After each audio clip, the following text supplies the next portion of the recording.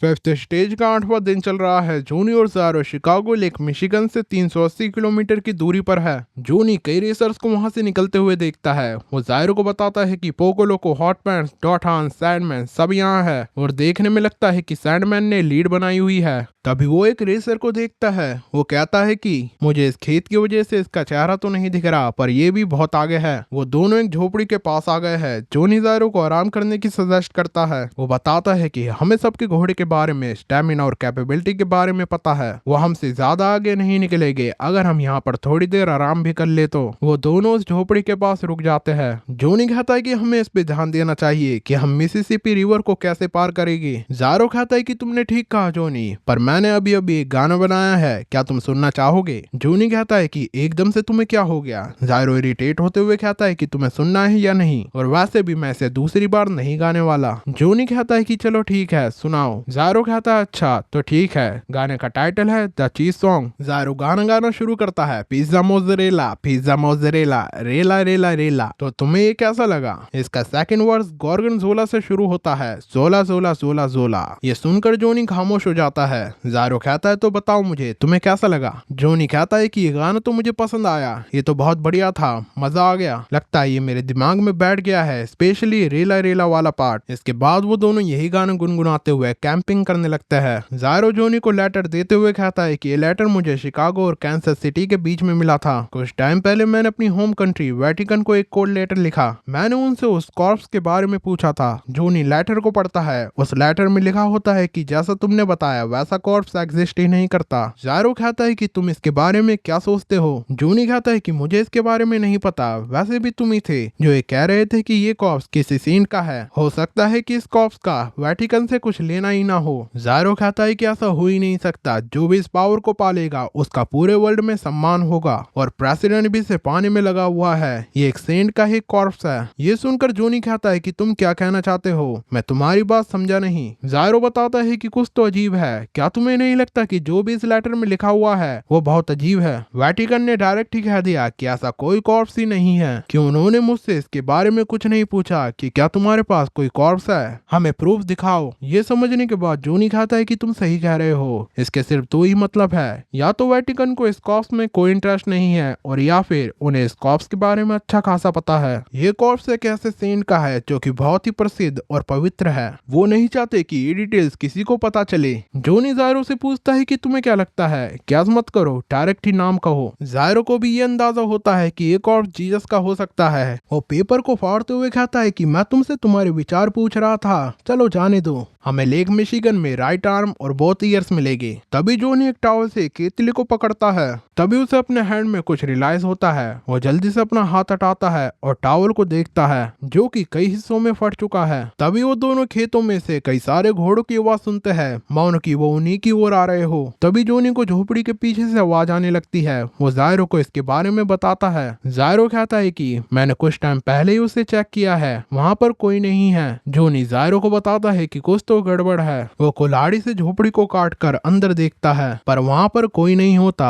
ज़ारो Johnny को घोड़े पर चढ़ने को कहता है। घोड़े का साउंड और तेज हो रहा है। ज़ारो बताता है कि हमें यहाँ से निकलना होगा। ऐसा कहते हुए ज़ारो सीढ़ी पर चढ़ने लगता है। तभी जॉनी चिल्लाता है कि उस सीढ़ी को टच मत करो। तभी ज़ारो अपना हाथ उससे दूर करता है। जॉनी कुल्हाड़ी को देखते हुए कहता है कि उस सीढ़ी को टच मत करना, उस झोपड़ी में मारने से कुल्हाड़ी के टुकड़े टुकड़े हो गए हैं। जॉनी उस कुल्हाड़ी को सीढ़ी की ओर फेंकता है। सीढ़ी में लगते ही उस कुल्हाड़ी की ओर टुकड़े हो जाते हैं। ये देखकर जॉनी चिल्लाता है कि किसी भी चीज को टच मत करना। मैंने अपने टॉवल से केतली को टच किया था, वो टॉवल कट गया था और अब ये कुल्हाड़ी भी झोपड़ी और सीढ़ी को टच करने से कट गई है। ये पक्का एक एनिमी का काम है। अगर तुमने किसी भी चीज को टच किया तो वो तुम पर अटैक करेगी। तभी उन्हें उस खेत में से एक व्यक्ति आते हुए दिखता है। ज़ारो कहता है कि लगता है वो हमारे सामने है। मैंने अभी किसी की परछाई देखी, हमें जल्द से इन्हें डिफीट करके आगे बढ़ना होगा। ज़ारो अपनी स्टील बॉल निकालने लगता है। जॉनी को वहां से और आवाजें आती है। वो कहता है कि वो यहाँ पर आ रहे हैं। तभी जॉनी अपने पीछे नोटिस करता है कि पूरी झोपड़ी गायब हो चुकी है और जो भी बचे कुछ लकड़ी के फट्टे हैं वो उस पर गिर रहे हैं। जॉनी के हाथ पर एक लकड़ी लगती है जिससे उसका पैर फट जाता है। जोनी चिल्लाता है कि जायरो इस झोपड़ी से दूर हो जाओ, लगता है एनिमी हमें अपने जाल में फंसाने की कोशिश कर रहा है। तभी जायरो के पीछे से डॉटहान खेतों में से निकलते हुए आता है। जायरो और जोनी को लगता है कि डॉटहान उनका एनिमी है और डियो के कुछ डायनासोर भी उसकी ओर आने लगते हैं, जिसमें से घोड़े के दौड़ने की आवाज आ रही है। असल में डियो और उसके सबोर्डिनेट का अटैक है। डियो के पास डायनासोर की एबिलिटी और उसके सबोर्डिनेट के पास साउंड की एबिलिटी है।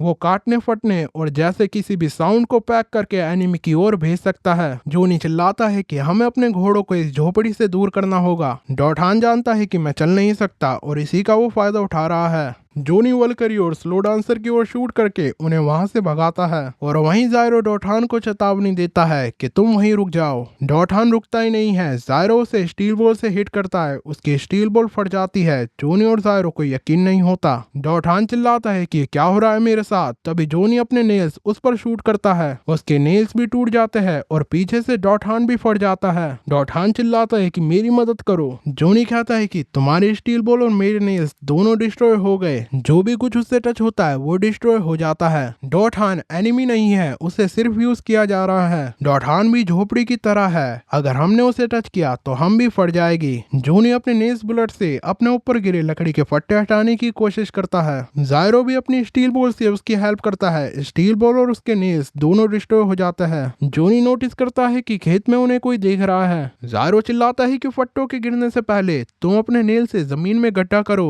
जोनी गड्ढा खोदने की कोशिश करता है, पर उसे पता चलता है कि वो इतनी जल्दी गड्ढे को नहीं खोद सकता। वो गड्ढा बहुत ही छोटा होता है। वो जायरो को कहता है कि अब कुछ नहीं हो सकता, तुम यहाँ से निकल जाओ। डॉटहान के पीछे से भी कोई हमारी ओर आ रहा है। जायरो अपना हाथ उसे देता है, तभी उसके हाथ के बीच में एक लकड़ी आ जाती है। जोनी कहता है कि अब बहुत देर हो गई है, तुम यहाँ से भाग जाओ। तभी डॉटहान और उसका घोड़ा उन फट्टों से टकराते हैं और हवा में गायब हो जाते हैं। जोनी भी उन फट्टों के नीचे दब गया है। तभी जायरो अपने पास डियो के डायनासोर आते हुए देखता है। वो समझ जाता है कि डियो किसी के साथ मिलकर एज अ टीम काम कर रहा है। जायरो अपने घोड़े पे चढ़ते हुए चिल्लाता है कि जल्दी वहां से बाहर आओ जोनी, हमें निकलना होगा। जोनी अब भी जिंदा है। जायरो के बोल के टुकड़े हो जाने के बाद भी वो घूम रही है। उन्होंने जोनी के लिए जमीन में गड्ढा कर दिया और इसी कारण जोनी बच पाया। जायरो कहता है कि स्टील बॉल फटने के बाद भी स्पिन कर रही है, पर अब मेरे पास स्टील बॉल नहीं है। अब तुम ही कुछ कर सकते हो जोनी। जोनी गड्ढे से बाहर आते हुए कहता है कि मुझे किसी भी हालत में लेक मिशिगन जाना है। क्या मैं अपने नेल्स बुलेट से ये कर सकता हूँ? क्या मैं किसी को हरा सकता हूँ? जोनी गड्ढे से बाहर आ गया है। जायरो चिल्लाता है कि जल्दी मुझे पकड़ो, वो हमें फिर से सराउंड करने वाले हैं,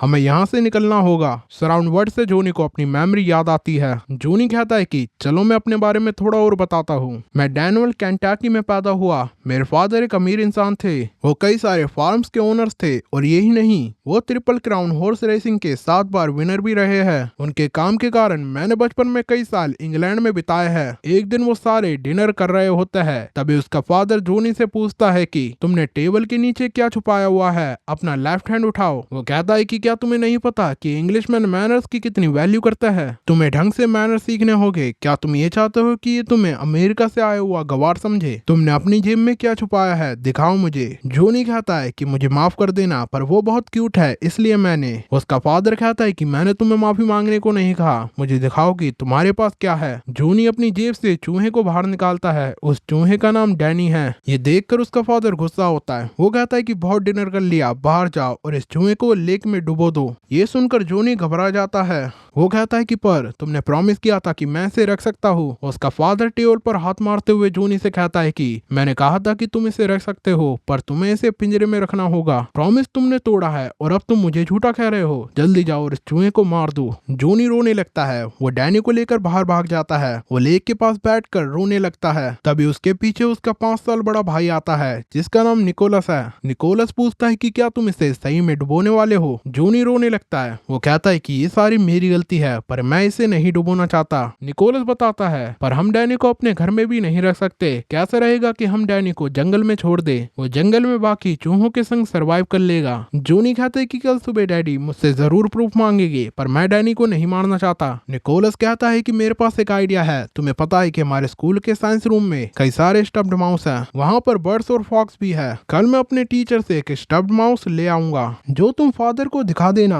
मुझे नहीं पता कि फादर उस मरे हुए डैनी को देखना भी चाहेंगे, पर क्या पता। जॉनी निकोलस का धन्यवाद करता है। इसके बाद वो डैनी को जंगल में छोड़ देते हैं। कुछ दिनों बाद निकोलस घोड़े को राइड कर रहा है और वहीं जॉनी उसकी टाइमिंग को नोट कर रहा है। उसे यकीन नहीं होता। वो कहता है कि मैंने निकोलस से 200 मीटर को 17 सेकंड में पार करने को कहा था और उसने एग्जैक्ट 17 सेकंड में पार किया। इससे पहले मैंने उसे 23 सेकंड और फिर 19 सेकंड में करने को कहा। उसने एग्जैक्टली उतने सेकंड में से पार किया। वो अपने पास वाले व्यक्ति से पूछता है कि तुम्हें क्या लगता है कि मैं भी ऐसा कर सकता हूँ। वो व्यक्ति बताता है कि ये सब तुम्हारे हार्डवर्क और डिटर्मिनेशन पर डिपेंड करता है, पर निकोलस स्पेशल है। उसे टाइम का बहुत अच्छा सेंस है, मानो कि वो सेंस को लेकर पैदा हुआ हो। तुम्हारे फादर के पास भी ये एबिलिटी नहीं है, इसलिए वो लोगों को ट्रेन करता है। तभी जॉनी दूसरी ओर देखता है जहाँ पर एक बहुत बड़ा ब्लैक घोड़ा है जिसे एक लड़का संभाल रहा है। जॉनी पूछता है कि वो कौन है। वो व्यक्ति बताता है कि इस घोड़े का नाम ब्लैक रोज है। आने वाले टूर्नामेंट में तुम्हारा ब्रदर इससे राइड करने वाला है। मुझे पता है कि वही जीतेगा। जॉनी कहता है कि वो घोड़ा नहीं बल्कि वो लड़का। वो कौन है? वो व्यक्ति बताता है कि वो यहाँ पर काम करता है, शायद उसका नाम डियो है। डियो ने घोड़े को पकड़ा हुआ है और वहीं निकोलस उस पर बैठ रहा होता है। जॉनी निकोलस को राइड करता हुआ देखता है। वो सोचता है कि निकोलस बहुत ही बढ़िया राइडर है। वो उस बड़े घोड़े को भी आसानी से कंट्रोल कर रहा है। वो उन दोनों की कन्वर्सेशन याद करता है। जॉनी कहता है कि निकोलस तुम हर चीज में अच्छे हो, लगता है मैं तुम्हारा सगा भाई नहीं हूँ। निकोलस कहता है कि तुम अभी छोटे हो, फादर की बात को सीरियस मत लेना। जब तुम बड़े हो जाओगे तो मैं तुम्हें खुद हॉर्स राइडिंग सिखाऊंगा। तभी निकोलस घोड़े से गिर जाता है। उस धूल में से सिर्फ घोड़ा ही निकलता है और निकोलस वहीं पड़ा का पड़ा रह जाता है। सभी भागते हुए निकोलस के पास जाते हैं। वो डॉक्टर को बुलाते हैं। किसी को भी कुछ पता नहीं होता कि क्या हुआ है। तभी डियो कहता है कि मैंने उस घोड़े के पास एक व्हाइट माउस को देखा था। वो उसके पैरों के पास था और फिर वो जंगल में भाग गया। जॉनी को लगता है कि वो व्हाइट माउस डैनी था। वो प्रार्थना करता है कि निकोलस जिंदा हो, पर निकोलस उस इंसिडेंट में मर जाता है। और इसके कई सालों बाद जॉनी एज अ जोकी अपना नाम कमा लेता है। वो एक रेस के लिए रेडी हो रहा है, पर तभी उसे पता चलता है कि उसका जूता फट गया है। वो अपने रूम में जाता है जहाँ पर कई सारी ट्रॉफीज और निकोलस की फोटो है। वो निकोलस के जूते उठाता है।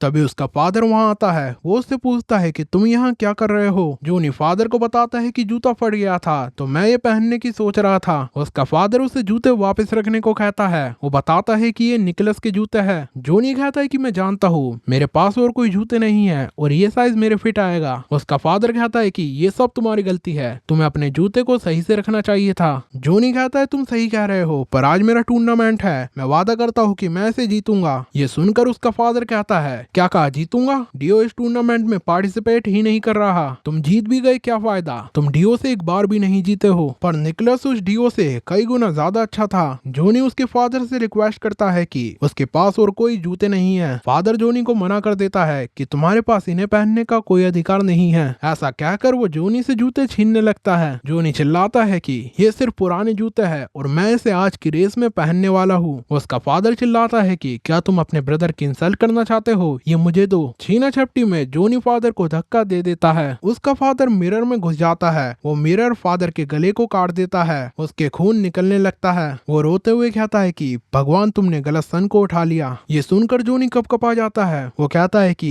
ये क्या कहा तुमने? उसका फादर जॉनी को वहाँ से भगा देता है। वो कहता है आज के बाद तुम मुझे अपना चेहरा मत दिखाना। जॉनी अपने फटे हुए जूते पहन के रेस करता है। वो सोचता है कि वो व्हाइट माउस जिसकी वजह से निकोलस की जान गई, क्या वो डैनी था? वो याद करते हुए सोचता है कि मेरे ब्रदर को नहीं बल्कि उस टाइम मुझे मरना चाहिए था और अब मैं उसका भुगतान कर रहा हूँ। धीरे धीरे मुझे इसकी समझ मिल रही है। मेरी जिंदगी में बस कुछ ही टाइम की हैप्पीनेस थी, पर धीरे धीरे सब ने मुझे छोड़ दिया। मेरे संग ऐसा ही होना है, बस थोड़ी सी खुशी और फिर कुछ ना कुछ ऐसा होता है जो कि सिचुएशन को पहले से भी बेकार बना देता है। और इस टाइम भी मुझे यही लग रहा है, मैं इससे नहीं भाग सकता, मानो जैसे मेरे भाग्य में लिखा है। जॉनी कहता है कि मैं अपने नेस ब्लड से एनिमी का कुछ नहीं बिगाड़ सकता। डियो के डायनासोर उनके बहुत पास आ जाते हैं। जॉनी नेस बुलेट को शूट करता है। वो डायनासोर फट के वल्करी के ऊपर आ जाते हैं। वल्करी से होते हुए वो जायरो और जॉनी को इंजर्ड कर देते हैं। तभी जॉनी एनिमी को उनका पीछा करते हुए देखता है। जॉनी चिल्लाता है कि हमारा एनिमी यही है, इन खेतों में, वो हमारी ओर ही आ रहा है। और ये एबिलिटी सिर्फ डियो की ही नहीं है बल्कि कोई और भी है जो कि उसकी मदद कर रहा है। और ये स्टैंड किसी को टच करने पर डिस्ट्रॉय नहीं करता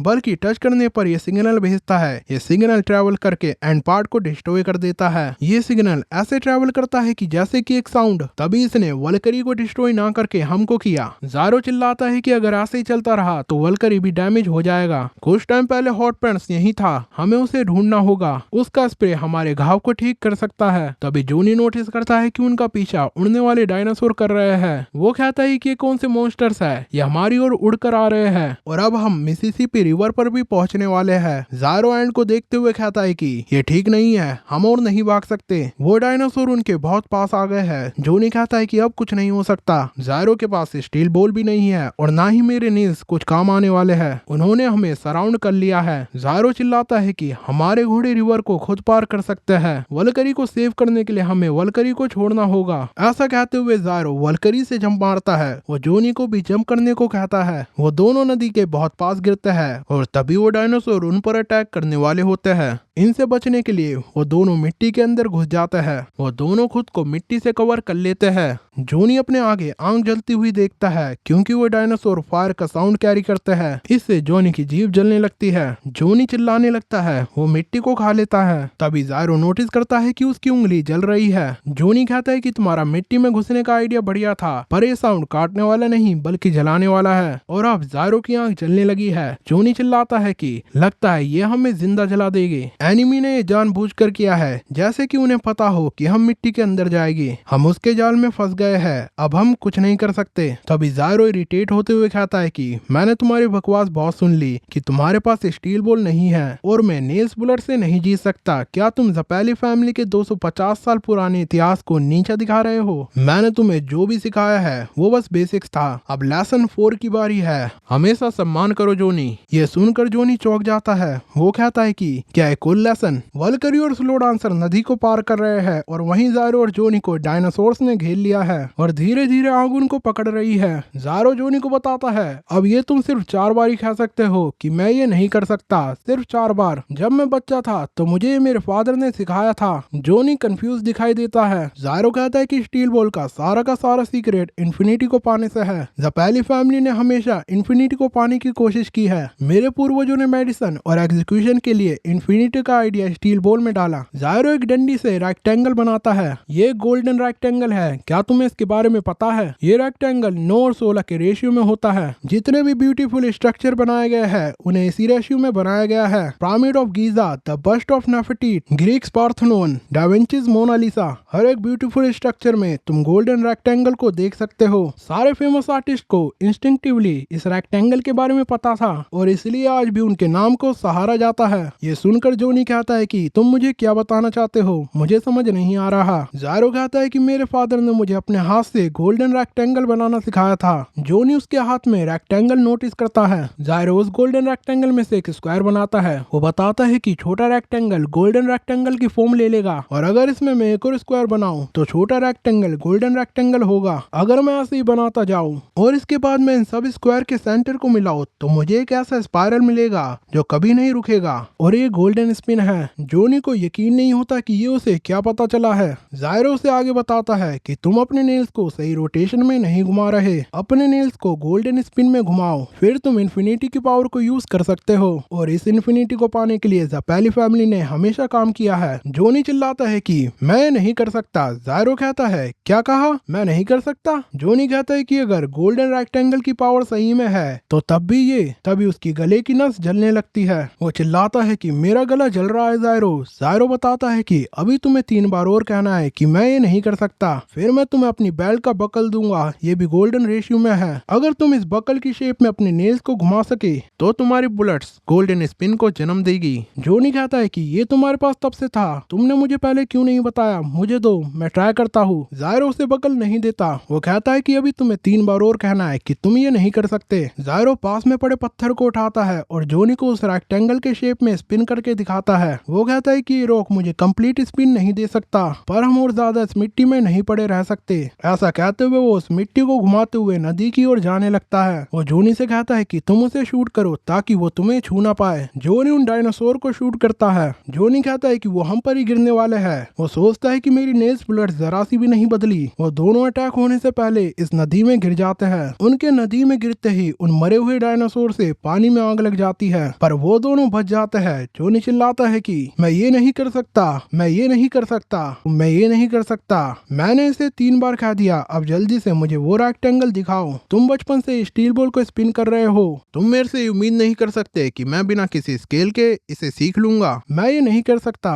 अगर तुम चाहते हो कि मैं गोल्डन रेशियो में स्पिन करूं, तो तुम्हें मुझे वो रेक्टेंगल दिखाना होगा। ज़ायरो कहता है कि मैं इसे 1 बार ही काउंट करूंगा, तुमने 3 बार नहीं बल्कि 1 बार ही कहा है, अभी तुम्हें 2 बार और कहना है। जोनी को कुछ समझ नहीं आता, वो कहता है कि क्या ये कोई टेस्ट है? ये मजाक करने का टाइम नहीं है, एनिमी जल्द ही कुछ करने वाला होगा। उसे पता होगा कि हम नदी में कूद गए, धीरे धीरे फिर वो हमें चारों ओर से सराउंड कर लेगा। ज़ायरो अब भी अपनी बात पर अड़ा हुआ है, वो कहता है कि अभी तुम्हें 2 बार और कहना है। तभी वो दोनों नोटिस करता है कि नदी की ओर कुछ क्रीचर खड़े हैं और उस पर कुछ वर्ड लिखे हुए हैं। जोनी चिल्लाता है कि ये सब क्या है और ये लाइन लगाकर क्यों खड़े हैं। ज़ायरो कहता है कि हमें स्टैंड यूजर को ढूंढना होगा, वो यहीं कहीं होगा, हमें जल्दी उसे ढूंढकर मारना होगा। उसे ढूंढो और अपनी नेस बुलेट से खत्म कर दो। जोनी कहता है कि मैं उसको ढूंढता हूँ, वो कहता है कि मुझे स्टैंड यूजर कहीं नहीं दिख रहा है। ज़ायरो कहता है कि तुम्हें उस जगह को ढूंढना चाहिए जहाँ पर कोई भी साउंड ना हो। एनिमी की एबिलिटी साउंड को किसी भी चीज में पैक करने की है। डायनासोर तो सिर्फ उसके व्हीकल्स है,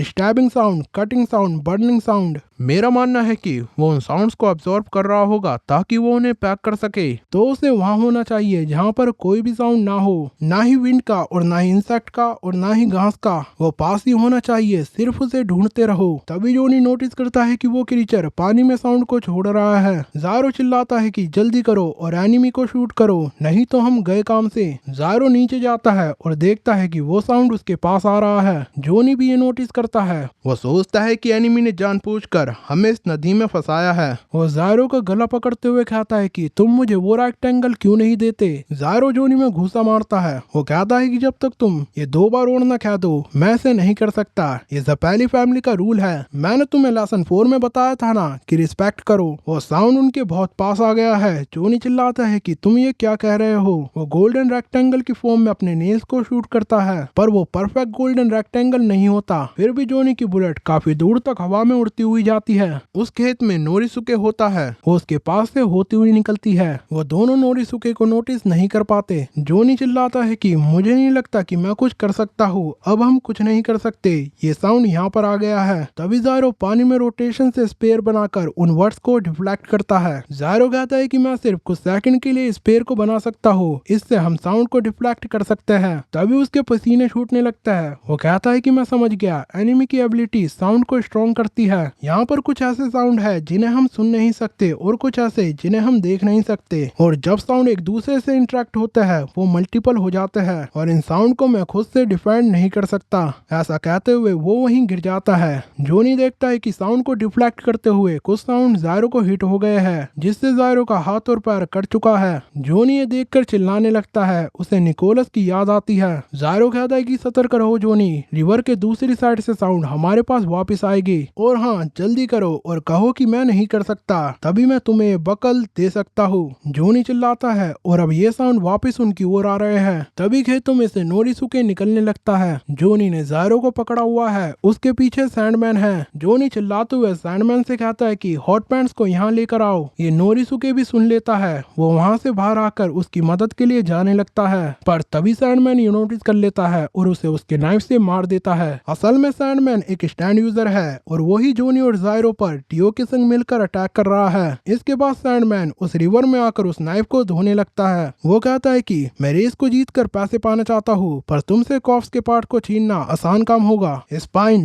लेफ्ट आर्म और राइट आई, मैंने सुना है कि तुम्हारे पास ये पार्ट्स हैं। इन पार्ट्स से मैं प्रेसिडेंट से नेगोशिएशन कर सकता हूँ। जोनी चिल्लाता है तो तुम हो एनिमी। सैंडमैन कहता है कि मुझे अपने पूर्वजों का लैंड वापस चाहिए ताकि मेरा ट्राइब सरवाइव कर सके, और उसके लिए मुझे पैसों की जरूरत है। मैं तुम्हें मारना नहीं चाहता, पर क्या करे, मुझे इसका गिल्ट नहीं होगा क्योंकि तुम लोगों ने एक ऐसा सिस्टम बनाया है जिसमें पैसा सबसे ऊपर है। वो कहता है कि मुझे तुम्हें मारना नहीं पड़ता अगर तुमने मुझे उस झोपड़ी में अपने पार्ट्स दे दिए होते। जोनी जोरों से चिल्लाने लगता है और वही साउंड उसके पास आ रहे हैं। जोनी कहता है कि अगर तुमने मुझे पहले ही वो बकल दे दिया होता तो ऐसा होता ही नहीं। तुम कैसे मुझसे ये उम्मीद कर सकते हो कि गोल्डन स्पिन सिर्फ मैं तुम्हारे एक्सप्लेनेशन से समझ जाऊंगा? मैं ये नहीं कर सकता। तभी ज़ायरो का कटा हुआ हाथ उसके पास वो बकल लेकर कर आता है। जोनी ने फोर्थ बार भी ये कह दिया है कि वो ये नहीं कर सकता। जोनी को याद आता है कि ये ज़पैली फैमिली का रूल है। वो याद करता है कि ज़ायरो ने मुझे बताया था कि मैं तुम्हें पहले ही सब कुछ बता चुका हूँ, गोल्डन रेशियो का यूज करो।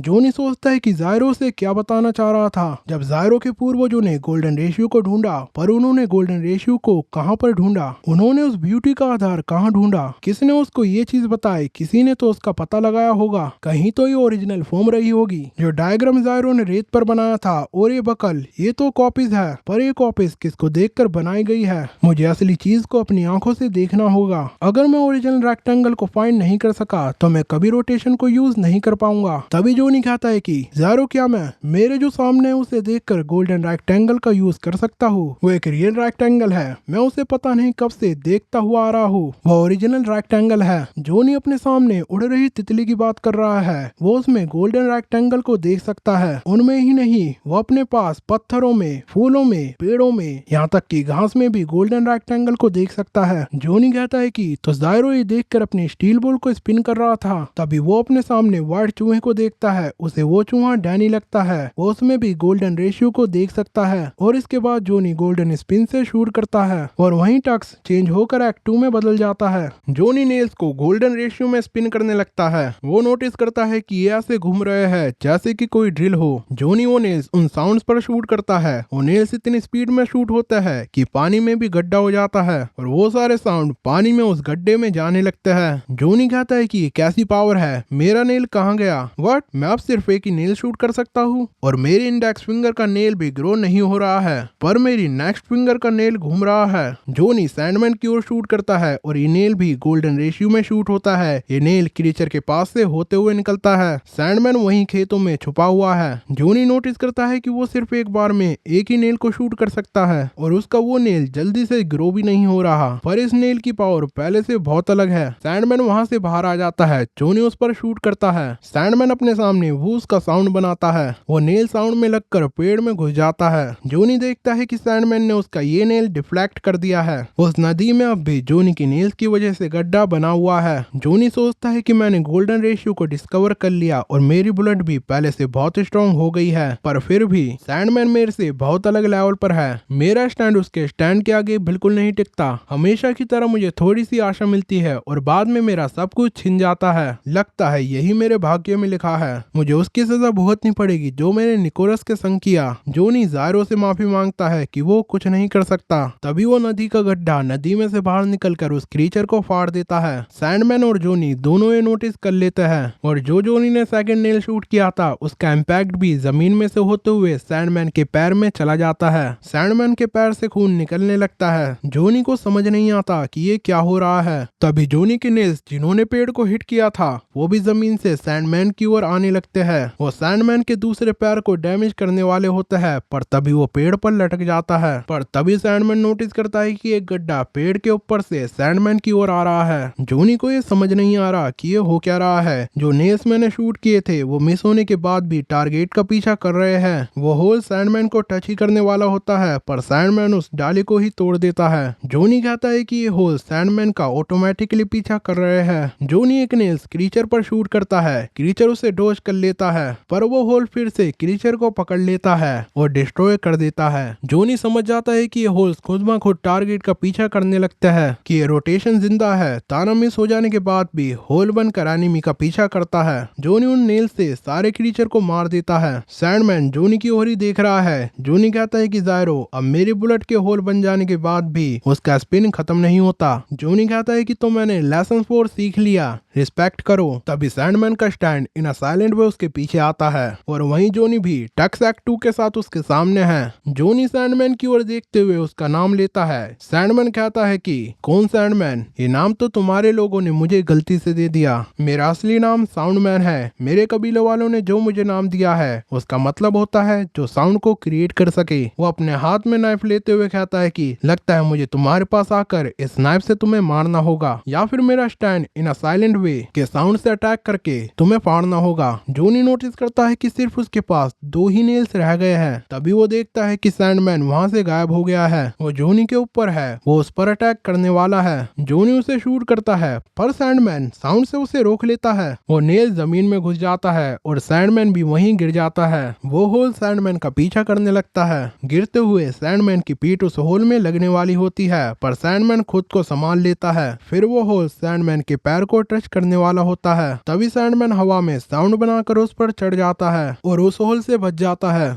वो नोटिस करता है ये होल उसका सिर्फ कुछ सेकंड तक ही पीछा करता है। मुश्किल से मुश्किल 7 से 8 सेकंड। इसके बाद होल छोटे होते हुए खत्म हो जाते हैं और देखने में लगता है कि तुम्हारे पास 10 नेल्स बुलेट्स है, पर अब तुम्हारे पास सिर्फ एक ही बुलेट रह गई है। वो होल भी चला गया है और ये शॉट तुम्हारा आखिरी शॉट होगा। वो दोनों एक दूसरे को देखते हैं और इसके बाद सैंडमैन उसे अटैक करने आगे बढ़ता है और वहीं जोनी भी नेल को शूट करता है। सैंडमैन फिर से हवा में साउंड बनाता है, पर जोनी का निशाना सैंडमैन नहीं था। उसका निशाना सैंडमैन के पीछे उड़ रही तितली थी। तितली के पर में एक गड्ढा हो जाता है। वो गड्ढा स्पिन करते हुए सैंडमैन की बैक की ओर आ जाता है। वो तितली के पर से सैंडमैन की बैक में ट्रांसफर हो जाता है। सैंडमैन नोटिस करता है कि वो होल उसकी बैक से उसके हार्ट की ओर आ रहा है। वो देखता है कि वो होल उसके हार्ट पर आ गया है। तभी वो अपने हाथ लगाकर उस होल को अपने हैंड में ट्रांसफर कर लेता है, जिससे उसका हाथ फट जाता है। सैंडमैन कहता है कि जैसा मुझे लगा था कि ये होल कुछ सेकंड बाद खत्म हो जाता है, ये मेरे हार्ट को डिस्ट्रॉय करने ही वाला था, पर मैं बच गया। इसका मतलब तुम्हारे पास और कोई बुलेट्स नहीं है।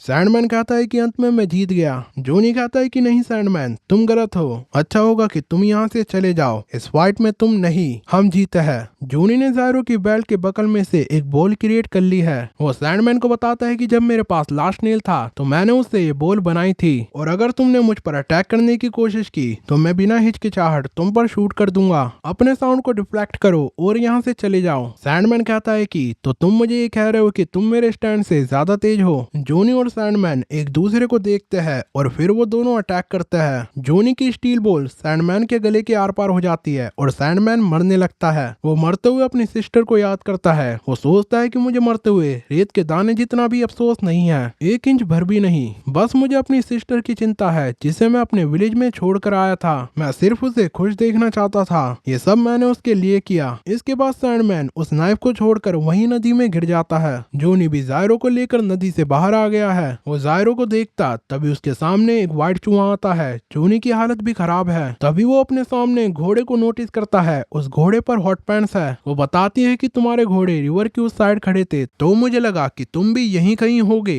वो अपने अगल बगल देखती हुई पूछती है कि उन्होंने तुमसे पार्ट्स तो नहीं लिए ना? तुम्हारे पास कॉर्प्स के पार्ट्स अब भी है ना? जोनी कुछ समझ नहीं पाता कि हॉट पैंट्स को इन पार्ट्स के बारे में कैसे पता चला। तभी वो हॉट पैंट्स के पास एक थैले में वेटिकन का निशान देखता है। वो कहता है कि ये निशान तो ज़ायरो के कोर्स ऑफ आर्म पर भी था। हॉट पैंट्स जोनी से स्पाइन और उसका हाथ ले लेती है। वो कहती है कि तुम इस कंडीशन में ज्यादा मत हिलो, नहीं तो तुम मर जाओगे। वो अपने स्प्रे से जोनी को हिट करते हुए बेहोश कर देती है। वो स्पाइन और हैंड को पकड़कर रोने लगती है। इसके बाद वो वहाँ से जाने लगती है। तभी वो नोटिस करते हैं कि जोनी के लेग्स मूव हो रहे हैं। हॉट पैंट्स कहती है कि तो तुम अपने लेग्स को मूव कर सकते हो, और या फिर ये फर्स्ट टाइम है। वो बताती है कि मेरा तुम्हारी एबिलिटी को स्टील करने का कोई इरादा नहीं है। ऐसा कहकर वो वहाँ से चली जाती है। असल में हॉट पैंट्स वेटिकन के एक चर्च से बिलोंग करती है। वेटिकन चर्च को कॉप्स के बारे में थोड़ा बहुत अंदाजा था, तभी उन्होंने हॉट पैंट्स को इस रेस में भेजा ताकि वो इस पार्ट्स को वहाँ ले जा सके। पर हॉट पैंट्स को ये पार्ट्स नहीं मिलते। उसे ये भी नहीं पता चलता कि ये पार्ट्स जोनी और ज़ायरो के पास है। पर तभी वेटिकन को ज़ायरो का लेटर मिलता है जहाँ ज़ायरो पूछता है कि ये कॉर्प्स किसका है। इससे वो समझ जाता है कि ज़ायरो के पास ही वो पार्ट्स है, और वेटिकन से ही हॉट पैंट्स को पता चलता है कि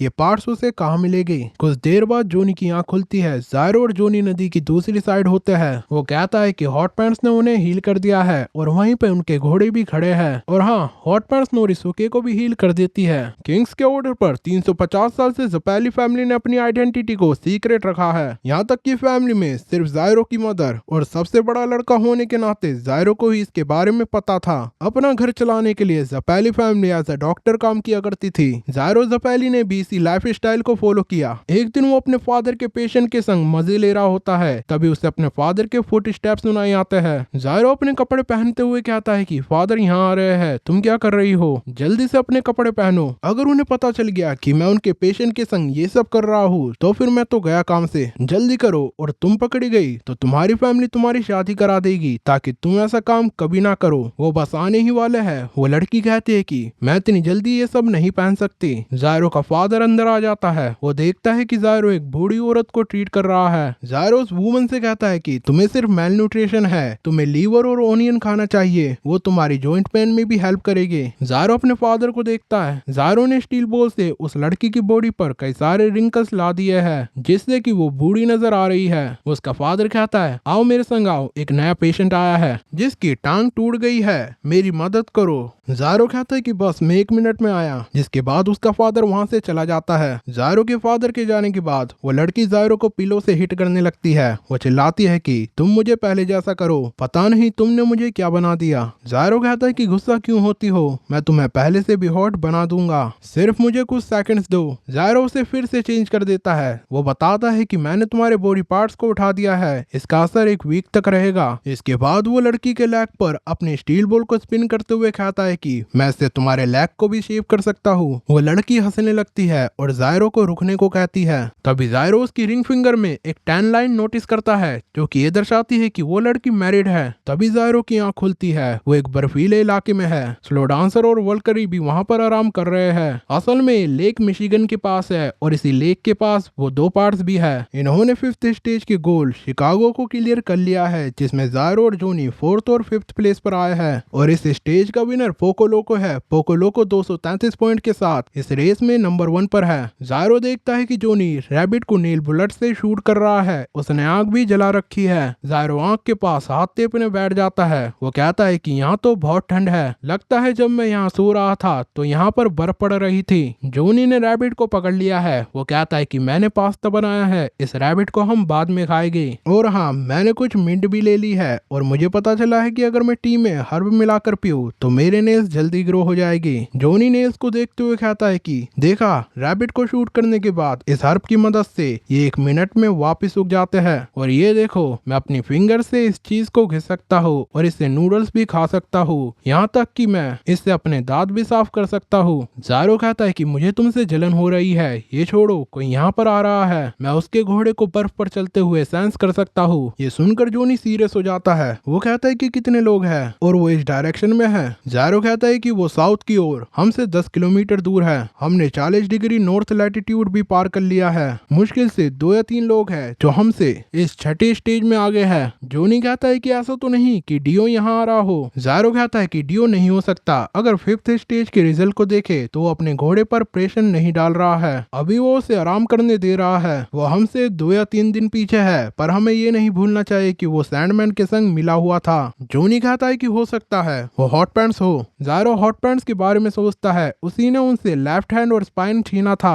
जोनी कहता है कि तुमने मुझे बताया कि तुम हॉट पैंट्स को नहीं जानते, पर प्रेसिडेंट के अलावा वो भी कॉर्प्स के पार्ट्स को कलेक्ट कर रही है। उसके पास तुम्हारी कंट्री का बैग भी था, उस बैग पर तुम्हारी कंट्री का मार्क भी था, पर उसने हमसे सब कुछ नहीं छीना। उसने मेरे लिए एक वर्टेब्रे छोड़ दी है ताकि मैं अपने स्टैंड का यूज कर सकूं, पर मुझे ये समझ नहीं आया। इतना तो साफ है कि हॉट पैंट्स एनिमी नहीं है, पर तुम्हारी कंट्री में से ही किसी ने उसको कॉर्प्स के पार्ट्स को इकट्ठा करने के लिए इस रेस में भेजा है। जब तुमने अपनी कंट्री से पूछा कि वो कॉर्प्स का पार्ट्स किसका है, उसके बाद ही हॉट पैंट्स ने ये सब किया। हालांकि तुम्हारी कंट्री ने तुम्हें साफ साफ मना कर दिया कि उन्हें इसके बारे में कुछ नहीं पता, पर असल में वो ये जानते हैं और तुम्हारी कंट्री भी इस कॉर्प्स को पाने में लगी हुई है। तभी जोनी कहता है कि ऐसा लगता है कि तुम्हें अच्छा खासा अंदाजा है कि ये कॉर्प्स किसका है, एक ऐसा कॉर्प्स जो कि इतने समय में भी नहीं सड़ा। जायरो को अंदाजा होता है कि ये कॉर्प्स जीसस का है। वो कहता है कि क्या तुम्हें कॉर्प्स चाहिए, क्या तुम इसे पाने के लिए अपनी जिंदगी को दांव पर लगा सकते हो। जोनी कहता है बिल्कुल, जब से मेरे पास ये कॉर्प्स आया है तब से मुझे एक नई जिंदगी मिली है, मैं सारे पार्ट्स को पाकर रहूंगा। जायरो कहता है तो ये मैटर नहीं करता कि वो कॉर्प्स किसका है, इस बात पर अपना टाइम वेस्ट मत करो, हमें अपना टाइम और एनर्जी बाकी के पास ढूंढने पर लगाने चाहिए। जायरो स्टील बॉल को घुमाते हुए एनिमी के बारे में पता लगाता है। वो कहता है कि मुझे लगा था कि बस एक ही घोड़ा है, पर मैं गलत था। ये स्टील बॉल जो मैंने ट्रेन ट्रैक्स के मेटल से बनाई है, इससे पता चलता है कि मुझे कई सारे घोड़े यहाँ की ओर आ रहे हैं, पर उनकी रिदम सेम है, इसलिए मुझे लगा था कि एक घोड़ा है, पर नहीं। जोनी कहता है कि फिर भी कितने यहाँ पर आ रहे हैं, 2, 3। जायरो कहता है 11। ये सुनकर जोनी शॉक्ड हो जाता है। वो 11 एनिमी जोनी और जायरो को ढूंढ रहे हैं। जोनी कहता है क्या तुम सीरियस हो, पर इतने सारे क्यों? जायरो कहता है कि वो चाहता है कि हम सोचे कि एक ही एनिमी है, इसलिए उनकी रिदम सेम है और डेफिनेटली हमारे एनिमी है, वो एज अ टीम हम पर अटैक करेगी। जायरो कहता है कि हमें यहाँ से जल्दी निकलने की जरूरत है, वो हमसे 10 किलोमीटर की दूरी पर है। जॉनी कहता है कि मेरी स्पाइन इस स्नो में भी मैप बना सकती है, ये देखो ये 2 ईयर्स पास में ही है और हमारे पास थोड़ा टाइम भी है। तभी ज़ारो नोटिस करता है कि उसकी स्टील बॉल एक पॉन्ड में गिर गई है और बॉल को ढूंढते हुए कहता है कि लगता है इस एरिया के आसपास पानी है, हालांकि ये पॉन्ड ज्यादा गहरा नहीं है। जॉनी बताता है कि हम लेक मिशिगन के पास है, हो सकता है कि कॉर्स के पास लेक के अंदर हो।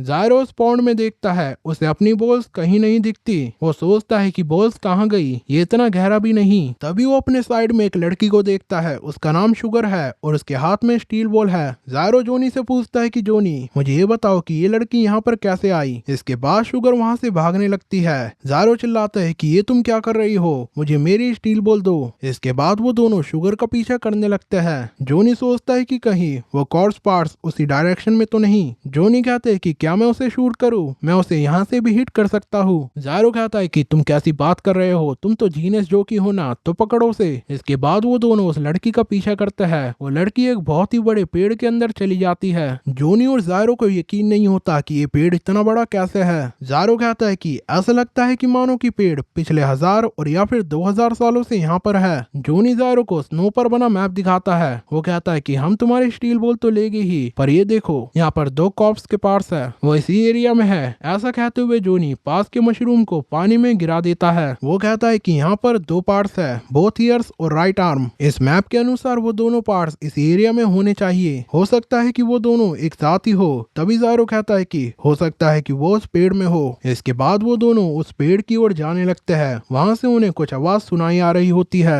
ज़ारो जॉनी को बताता है कि लगता है वो किसी से बात कर रही है, तुम आसपास निगरानी रखो, मैं अंदर जाता हूँ। ज़ारो अंदर जाता है। वो दीवार पर एक फैमिली की पेंटिंग देखता है। शुगर उसके सामने है, वो अपनी डॉल से बात कर रही है। उसने उस पेड़ में एक छोटा सा कमरा बनाया हुआ है। वो अपनी डॉल से कहती है कि खाना खाते हुए अपने बालों से नहीं खेलते, क्या तुम्हें पता नहीं है, लड़कियों को उनके बॉयफ्रेंड से कम खाना चाहिए और तुम्हें अपने नाखून नहीं चबाने चाहिए। ज़ारो उसे इंटरप्ट करते हुए कहता है कि माना कि मेरा यहाँ ऐसे घुसना ठीक नहीं है, पर तुम हो कौन और यहाँ किसके संग रहती हो। शुगर चिल्लाने लगती है। वो कहते हैं कि तुम बेडरूम में हो, तुम्हें डोर से एंट्री लेनी चाहिए, तुम डोर से आओ। ज़ारो अपने नीचे नोटिस करता है कि वो बेडरूम में है। उस लड़की ने जमीन पर मैप बनाया हुआ है। इसके बाद ज़ारो फ्रंट डोर से एंट्री लेता है। शुगर उसका स्वागत करती है। वो बताती है कि मेरा नाम शुगर माउंटेन है और मेरी डोर का नाम कैंडी है, तुमसे मिलकर अच्छा लगा। वो कहते हैं कि जब तक तुम यहाँ पर हो तुम ये खा सकते हो, मैं तुम्हारे लिए और खाना बनाऊंगी। तभी जॉनी भी वहाँ आ जाता है। वो कहता है कि लगता है कि कोई भी बाहर नहीं है और यहाँ पर सिर्फ एक ही फुटप्रिंट है जो कि इस लड़की के है, पर मुझे नहीं लगता कि इस लड़की को सही से दिखाई भी देता है। उस फुटप्रिंट के साथ डंडी का भी निशान था, जैसे कोई रास्ते का पता लगा रहा हो। शुगर कुछ नहीं कहती, पर उसके पास एक डंडी है। ज़ारो भी उस डंडी को नोटिस करता है। वो कहता है कि पर जिस तरह से मेरी स्टील बॉल लेकर भागी थी, उससे तो नहीं लगता कि इसकी आई साइड खराब है। शुगर अपने एक हैंड में सोने का पत्थर और दूसरे हैंड में हीरे दिखाती हुई पूछती है कि तुमने उस पॉन्ड में कुछ गिरा दिया था, तो बताओ कि वो क्या था, वो मेरे कौन से हैंड में है। हीरा और सोना देखकर ज़ारो और जॉनी दोनों हिल जाते हैं। ज़ारो कहता है कि मुझे लगता है कि इस लड़की को आई साइड की नहीं बल्कि दिमाग की जरूरत है। वो चिल्लाते हुए कहता है तुमने मेरी स्टील बॉल ली है, नहीं तुमने उसे चुराया है, मुझे मेरी स्टील बॉल दो। शुगर बॉक्स में से स्टील बॉल को निकालते हुए कहते हैं कि कहीं तुम इसकी तो बात नहीं कर रहे, तुम तो बहुत ईमानदार व्यक्ति हो, तुम्हारी ईमानदारी के लिए तुम ये तीनों चीजें रख सकते हो। शुगर स्टील बॉल के साथ साथ वो हीरा और सोना भी उसे दे देती है। ज़ारो जॉनी से कहता है जॉनी ने पकड़ कर देखो ये कितने भारी है और इनकी चमक देखो, ये सब असली है।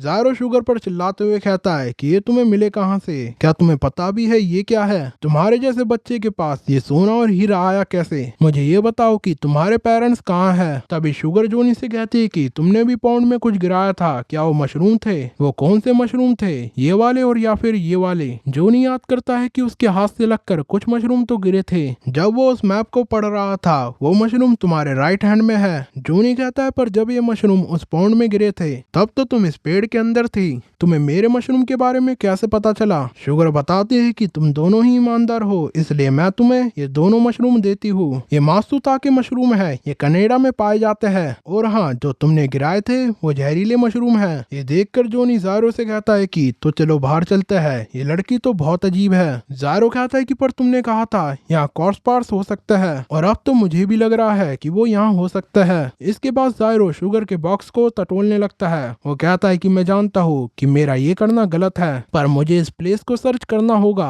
ऐसा हो ही नहीं सकता कि तुम अकेली यहाँ पर रह रही हो।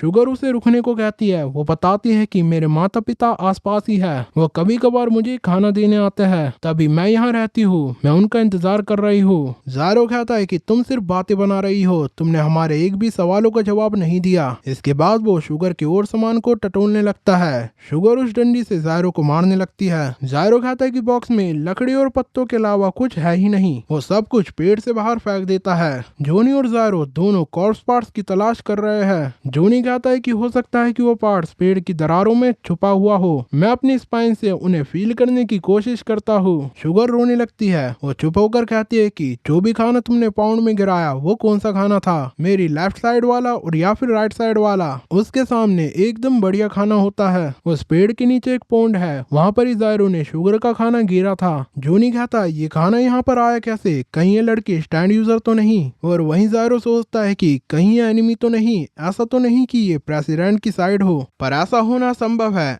एनिमी इस प्लेस में हमसे पहले पहुंच भी नहीं सकते, और वो जो 11 एनिमी यहाँ पर आ रहे हैं वो 10 किलोमीटर की दूरी पर है। जोनी चिल्लाता है कि ये क्या बला है। जायरो कहता है कि तुम घबराओ मत, मुझे धीरे धीरे सब समझ में आ रहा है। जायरो शुगर से पूछता है कि अगर हमने तुम्हारे सवालों का गलत जवाब दिया होता तो क्या होता? अगर मैंने स्टील बॉल की जगह सोना कहा होता तो? शुगर उस पेड़ के बैल को दिखाती हुई कहती है कि इस जगह पर अगर तुम झूठ बोलते तो ये तुम्हारी जीभ को जकड़ लेती और तुम्हारे गले के अंदर जाकर तुम्हारे हार्ट को फाड़ देती। जोनी कंफ्यूज है, और वहीं जायरो हंसता है और कहता है कि मुझे अब समझ में आया, जो खाना मैंने पौंड में गिराया था वो पत्थर और लकड़ियों का था। शुगर खुश हो जाती है। वो कहती है कि तुमने सही कहा। वो उन्हें वो खाना भी दे देती है। वो कहती है कि तुम क्या पीना पसंद करोगे, टी और या फिर कॉफी? जोनी सोचता है कि यह है कौन। जायरो जोनी से पेपर मांगता है। वो कहता है न्यूज़पेपर भी चलेगा, और वो जोनी के हाथ से उसकी घड़ी भी उतार लेता है। इसके बाद वो उसे पौंड में डाल देता है। इसके बाद शुगर कहते हैं कि तुमने कौन से पेपर गिराए थे, मेरे लेफ्ट हैंड वाले और या फिर मेरे राइट हैंड वाले? जायरो समझ जाता है। वो ये देखकर हंसता है, और तभी जोनी कंफ्यूज है। वो कहता है कि तुम ये क्या कर रही हो? जायरो कहता है कि हमने उस पौंड में कुछ न्यूज़पेपर और घटिया सी घड़ी गिराई थी। सच पता लगने के बाद शुगर उन्हें वो दोनों चीजें दे देती है। जायरो कहता है कि लड़की तो पागल लगती है, पर मैं समझ गया। इसके बाद जायरो जोनी को वो रैबिट लाने को कहता है। जोनी कहता है कि मुझे बताओ कि यहाँ क्या चल रहा है। इसके बाद जायरो उस रैबिट के ईयर उस पाउंड में डालता है। शुगर उससे पूछते हैं कि तुमने कौन से ईयर पाउंड में डाले थे, ये वाले और या फिर ये वाले? जोनी और जायरो नोटिस करते हैं कि शुगर के दूसरे हाथ में उस कॉर्प्स के ईयर्स है। ये देखकर जोनी चिल्लाता है कि ये तो हो ही नहीं सकता, ये जो तुम्हारे हाथ में है ये तुम्हें कहाँ से मिले? जायरो बताता है कि ये गर्ल पार्ट्स को प्रोटेक्ट कर रही है, हो सकता है कि ये स्टैंड का काम हो। लगता है इस लड़की को भी इन सब के बारे में कुछ नहीं पता। मेरे हिसाब से यहाँ पर एक गार्डियन की तरह है। जायरो शुगर से उसकी एज पूछता है। वो बताती है कि उसके पेरेंट्स ने पौंड में एक लोहे की कुल्हाड़ी को गिराया था जब मैं बहुत छोटी थी, और तब से ही मैं यहाँ उनका इंतजार कर रही हूँ। तो बताओ मुझे कौन सा ईयर है जो तुमने पौंड में गिराया था? जोनी कहता है कि यह असल में वही ईयर्स है। जायरो कहता है अब तक तो तुम्हें पता चल ही गया होगा, उसके सवाल का जवाब दो। जोनी कहता है सही कहा। वो कहता है कि हमने उस पौंड में रैबिट के ईयर गिराए थे। ऐसा कहते ही वो दोनों ईयर्स जोनी के फेस में घुस जाते हैं। जोनी चिल्लाता है कि ये मेरे फेस में घुस रहे हैं। जायरो कहता है कि कॉर्प्स के पार्ट्स एक दूसरे को अपनी ओर खींचते हैं, तो इसका मतलब ये असली पार्ट्स है। शुगर कहते हैं कि तुम दोनों रख सकते हो क्योंकि तुम बहुत ईमानदार हो। जायरो कहता है कि हमें ईयर मिल गए तो चलो यहाँ से चलते हैं, अब बस हमें राइट आर्म और ढूंढना है, और वो एनिमी भी सिर्फ हमसे 5 किलोमीटर की दूरी पर है। जायरो वहाँ से निकलने लगता है। शुगर कहते हैं कि जब तुम्हारा मन करे तुम यहाँ से निकल सकते हो, पर मेरे माता पिता ने मुझे हमेशा सच बोलने को कहा है, इसलिए मैं तुम्हें ये बता रही हूँ कि जो भी चीज मैंने तुम्हें दी है, क्या तुम सुन रहे हो? मैं तुम्हें सच बता रही हूँ, जो भी चीज तुम्हें मिली है तुम्हें उसे सूरज डूबने से पहले खत्म करनी होगी। जायरो शुगर की बात को अनसुना करते हुए कहता है कि ये तुम्हारा लास्ट चांस है, अगर तुम्हें अपना सामान वापस चाहिए तो तुम ले सकती हो, नहीं तो मैं चला।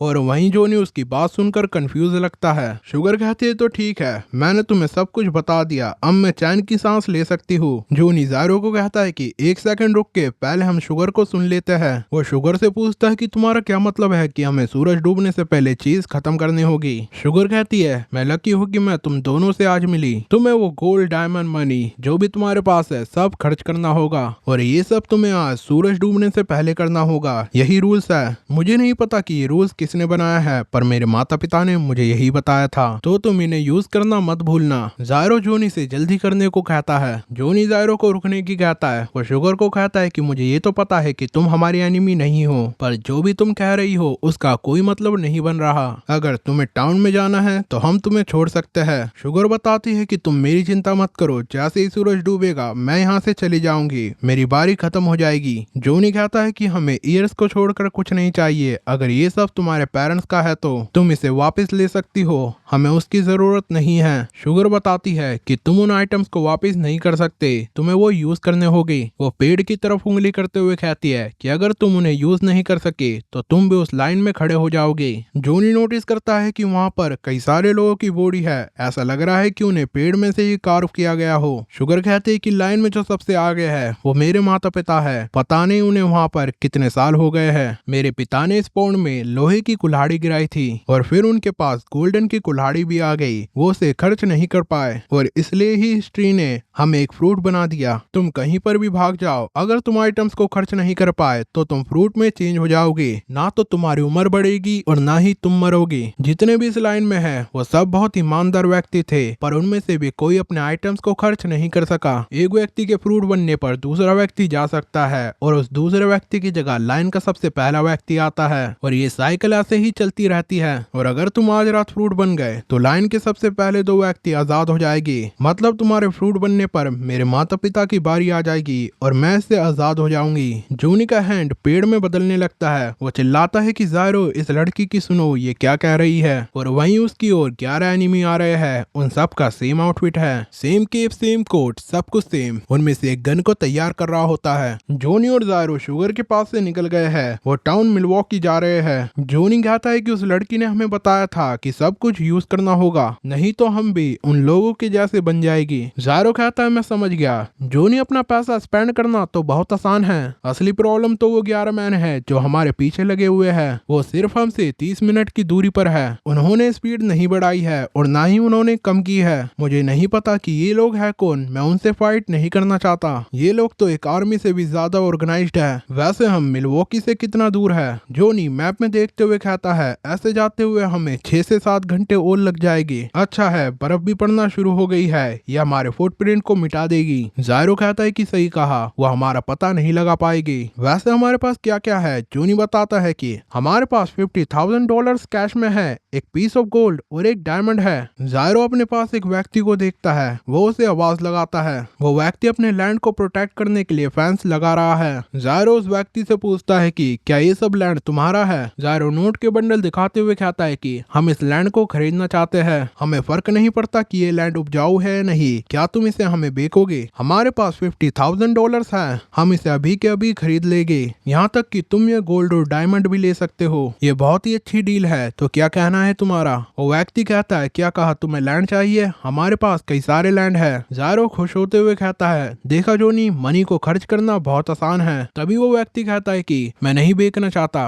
वो अपनी शॉटगन जायरो पर तानते हुए कहता है कि क्या तुम मुझे लूटना चाहते हो? मैं तुम्हारे जाल में नहीं आने वाला, तुम्हारे पास फेक मनी है, भाग जाओ यहाँ से, नहीं तो मैं तुम्हें गोली से उड़ा दूंगा। जायरो चिल्लाता है क्या कहा फेक? गन को मत चलाना और पहले मेरी बात सुनो, अगर हमें तुम्हें लूटना होता तो कब का लूट चुके होते, ये सब रियल मनी है। वो व्यक्ति कहता है कि मैंने अपनी जिंदगी में $1 तक नहीं देखा, ये फेक मनी होगी। क्या तुम्हारे पास $1 और या फिर कॉइंस है? और जरा उस नकली गोल्ड और डायमंड को तो देखो, इतना चमक रहे हैं, वो नकली होगी। जायरो कहता है ये व्यक्ति तो मेरे सिर में दर्द कर रहा है। जोनी कहता है कि इसको समझाने का कोई फायदा नहीं, चलो टाउन की ओर चलते हैं, हम यहाँ पर इसे खर्च नहीं कर सकते। तभी जायरो उस व्यक्ति को जबरदस्ती वो घड़ी पहनाते हुए कहता है कि जरा इसे देखो, मैं तुम्हें ये भी दे दूंगा, ये तो असली है, ये बहुत ही फेमस ब्रांड की वॉच है। जोनी जायरो में कुछ नोटिस करता है। वो कहता है कि जायरो तुम अपने पैर को देखो। जायरो उस व्यक्ति को घड़ी पहनाकर खुश होता है। उस व्यक्ति को भी पता चल जाता है कि वो घड़ी असली है। तभी जोनी चिल्लाता है जायरो तुम्हारा पैर। जायरो देखता है कि उसका पैर लकड़ी में बदल गया है, उसके दोनों पैर लकड़ी में बदलने लगते हैं। फिर उसका हाथ धीरे धीरे उसकी बॉडी एक पेड़ में चेंज होने लगती लगती है। तभी जोनी चिल्लाता है कि तुम्हें उस बोझ को वापस लेना होगा, तुम किसी को भी जबरदस्ती ऐसे कुछ चीज नहीं दे सकते। तो चलो आगे बढ़ने से पहले शुगर माउंटेन और उस पेड़ को समझ लेते हैं। शुगर माउंटेन एक स्टैंड यूजर नहीं है, बल्कि पेड़ एक स्टैंड यूजर हो सकता है। शुगर कम से कम 50 सालों से इस पेड़ के पास ही है। जब भी कोई व्यक्ति इस पेड़ के पौंड में कुछ डालता है, उसे दो ऑप्शन दिए जाते हैं, ओरिजिनल वस्तु और या फिर उससे कई ज्यादा महंगी वस्तु।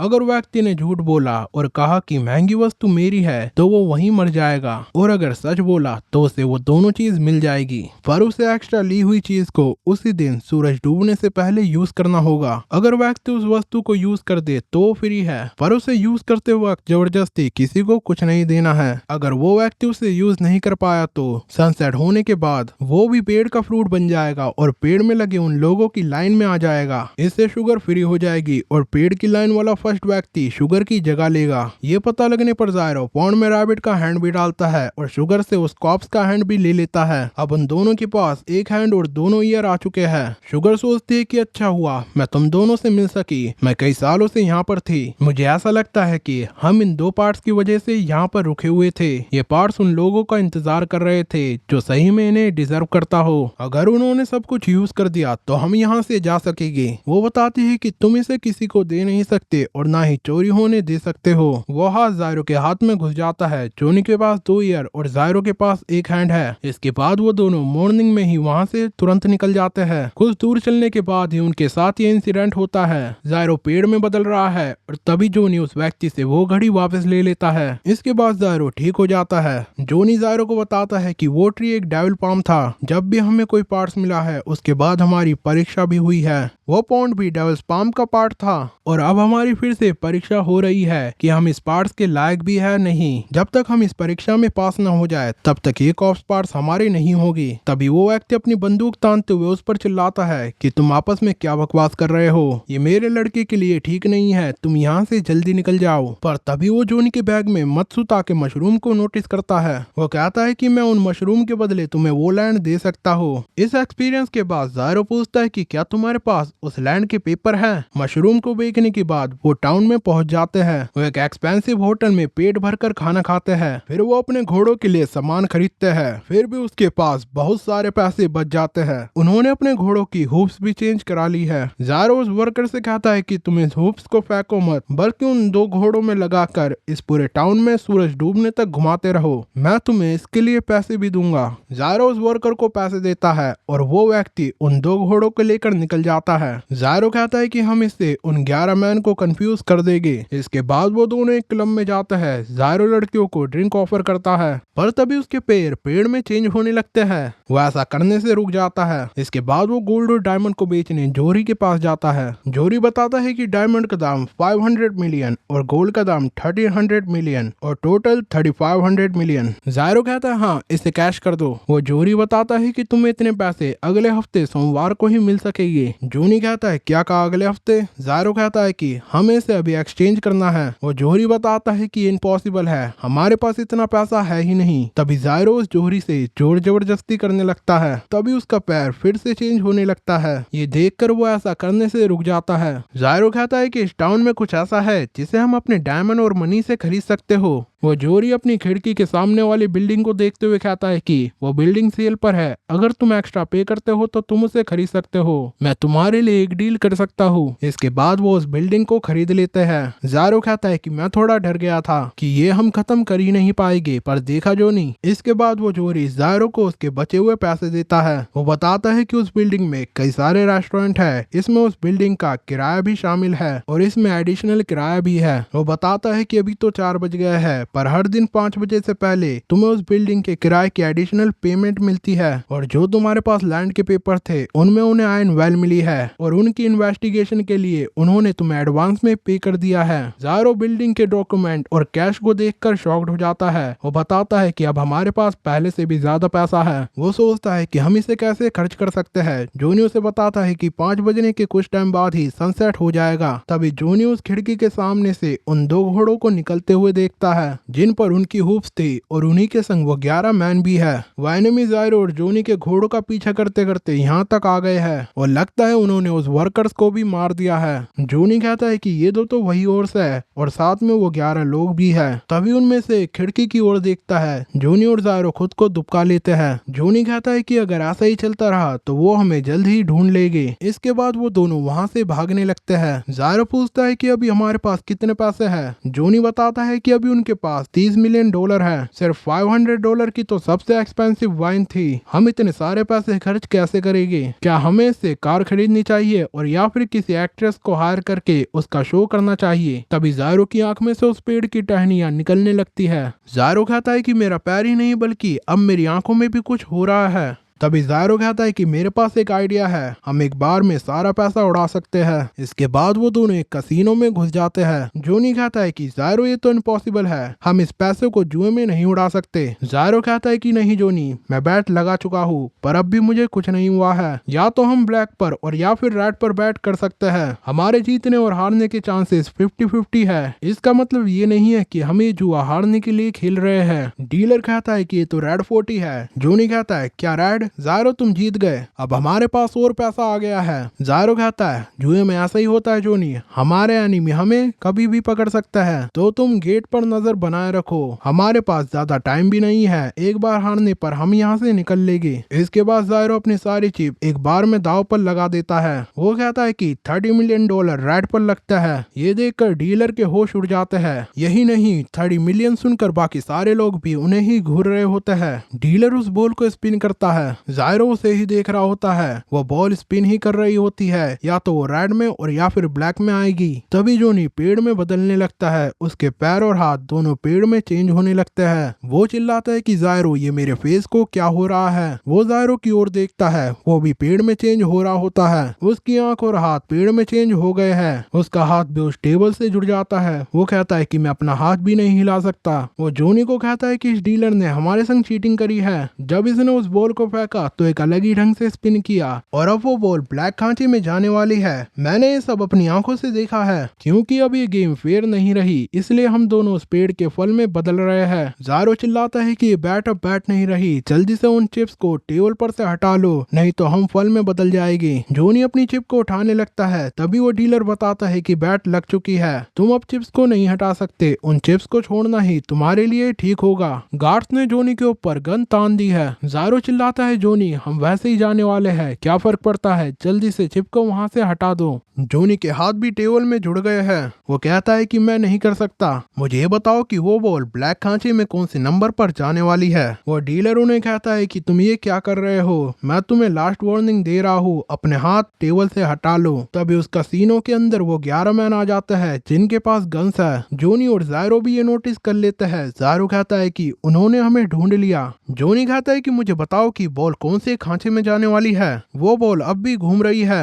जोनी चिल्लाता है जल्दी बताओ। ज़ायरो उसे देखता है। वो कहता है कि ब्लैक 6 में, और तभी वो बॉल ब्लैक 6 में आकर रुक जाती है। डीलर कहता है कि बॉल ब्लैक 6 पर रुकी है। तभी वो ब्लैक 6 से पलटकर उसके बगल वाले रेड 27 में चली जाती है। डीलर को यकीन नहीं होता कि चीटिंग करने के बाद भी वो नहीं जीता। जोनी अपने टक से टेबल में गड्ढा करके उस बॉल को 27 में डाल देता है। इसके बाद वो दोनों फिर से ठीक हो जाते हैं। जोनी कहता है कि मैंने गोल्डन स्पिन से उस बॉल को मूव कर दिया, पर तभी ज़ायरो कहता है कि पर अब हमारे पास 60 मिलियन मनी हो गई है और तुम्हारे पीछे उनमें से एक आदमी आ गया है। वो आदमी गन निकालता है और जोनी को शूट करने ही वाला होता है। तभी जोनी पीछे मुड़कर उस पर अपने नेल बुलेट से शूट करता है। उस आदमी की बुलेट एक गार्ड में घुस जाती है और वहीं जोनी की बुलेट उसके शोल्डर में लगती है। जोनी फिर से उसे शूट करता है और उसका भेजा फाड़ देता है। वो आदमी जोनी को शूट करने वाला होता है, पर तभी ज़ायरो अपनी स्टील बॉल से उसे दूर घुसेड़ देता है। वो देखता है कि वहाँ पर सिर्फ एक ही आदमी है। वहाँ पर कई सारी हैट है पर कोई भी आदमी नहीं है। ज़ायरो चिल्लाता है कि बाकी 10 आदमी कहाँ गए। वो अपनी बॉल से उन्हें शूट करने को तैयार है। ज़ायरो कहता है कि मैंने अपनी आंखों से उन्हें यहाँ घुसते हुए देखा था। बाकी के लोग भी डर के कोने में दुपक गए हैं। जोनी और ज़ायरो ही बीच में है। जोनी कहता है कि मैं उन्हें देख नहीं पाया। ज़ायरो कहता है कि क्या वो सारे कुछ सेकंड में यहाँ से भाग गए? ऐसा नहीं हो सकता, कोई भी इस रूम को 1 सेकंड में नहीं छोड़ सकता। तभी उस मरे हुए आदमी में से एक और आदमी निकलने लगता है। देखते ही देखते उसमें 2 और 3 आदमी और निकलने लगता है। वो ज़ायरो को शूट करता है और उसका हैंड फाड़ देता है। असल में 11 मैन एक स्टैंड को शेयर करते हैं, वो एक दूसरे की बॉडी में आ जा सकते हैं। चैप्टर से पहले बात करते हैं कि कौन सा पार्ट किसके पास है। प्रेसिडेंट के पास हार्ट है, डियो के पास लेफ्ट आई, लूसी के पास राइट आई, हॉट पैंट्स के पास लेफ्ट आर्म और स्पाइन, जोनी के पास बोथ ईयर और ज़ायरो के पास राइट आर्म है। बोथ लेग, टोर्सो और हेड सीरीज में आगे आएगी। ज़ायरो के हाथ से खून निकल रहा है। वो सोचता है कि किसी ने मुझे गोली मारी है। तभी वो उस आदमी को देखता है जिसमें से एक और आदमी निकल रहा होता है। जोनी और आदमी एक दूसरे पर शूट करते हैं। जोनी का शोल्डर इंजर्ड हो जाता है और वहीं उस आदमी का पेट फट जाता है। मरते हुए वो आदमी जोनी पर गोली चलाने वाला होता है, पर तभी ज़ायरो अपने स्टील बॉल से उसका सिर फोड़ देता है। तभी एक और आदमी साइड में से निकलकर ज़ायरो पर शूट करने लगता है, पर ज़ायरो की स्टील बॉल से वो आदमी अपने बंदे को ही शूट कर देता है। उन दोनों के हाथों से गन छूट जाती है और वो दोनों भी मर जाते हैं। ज़ायरो अपनी बॉल वापस खींचता है। जोनी कहता है कि ये क्या बंदा है। इसकी बैक में से और बंदे निकल रहे थे।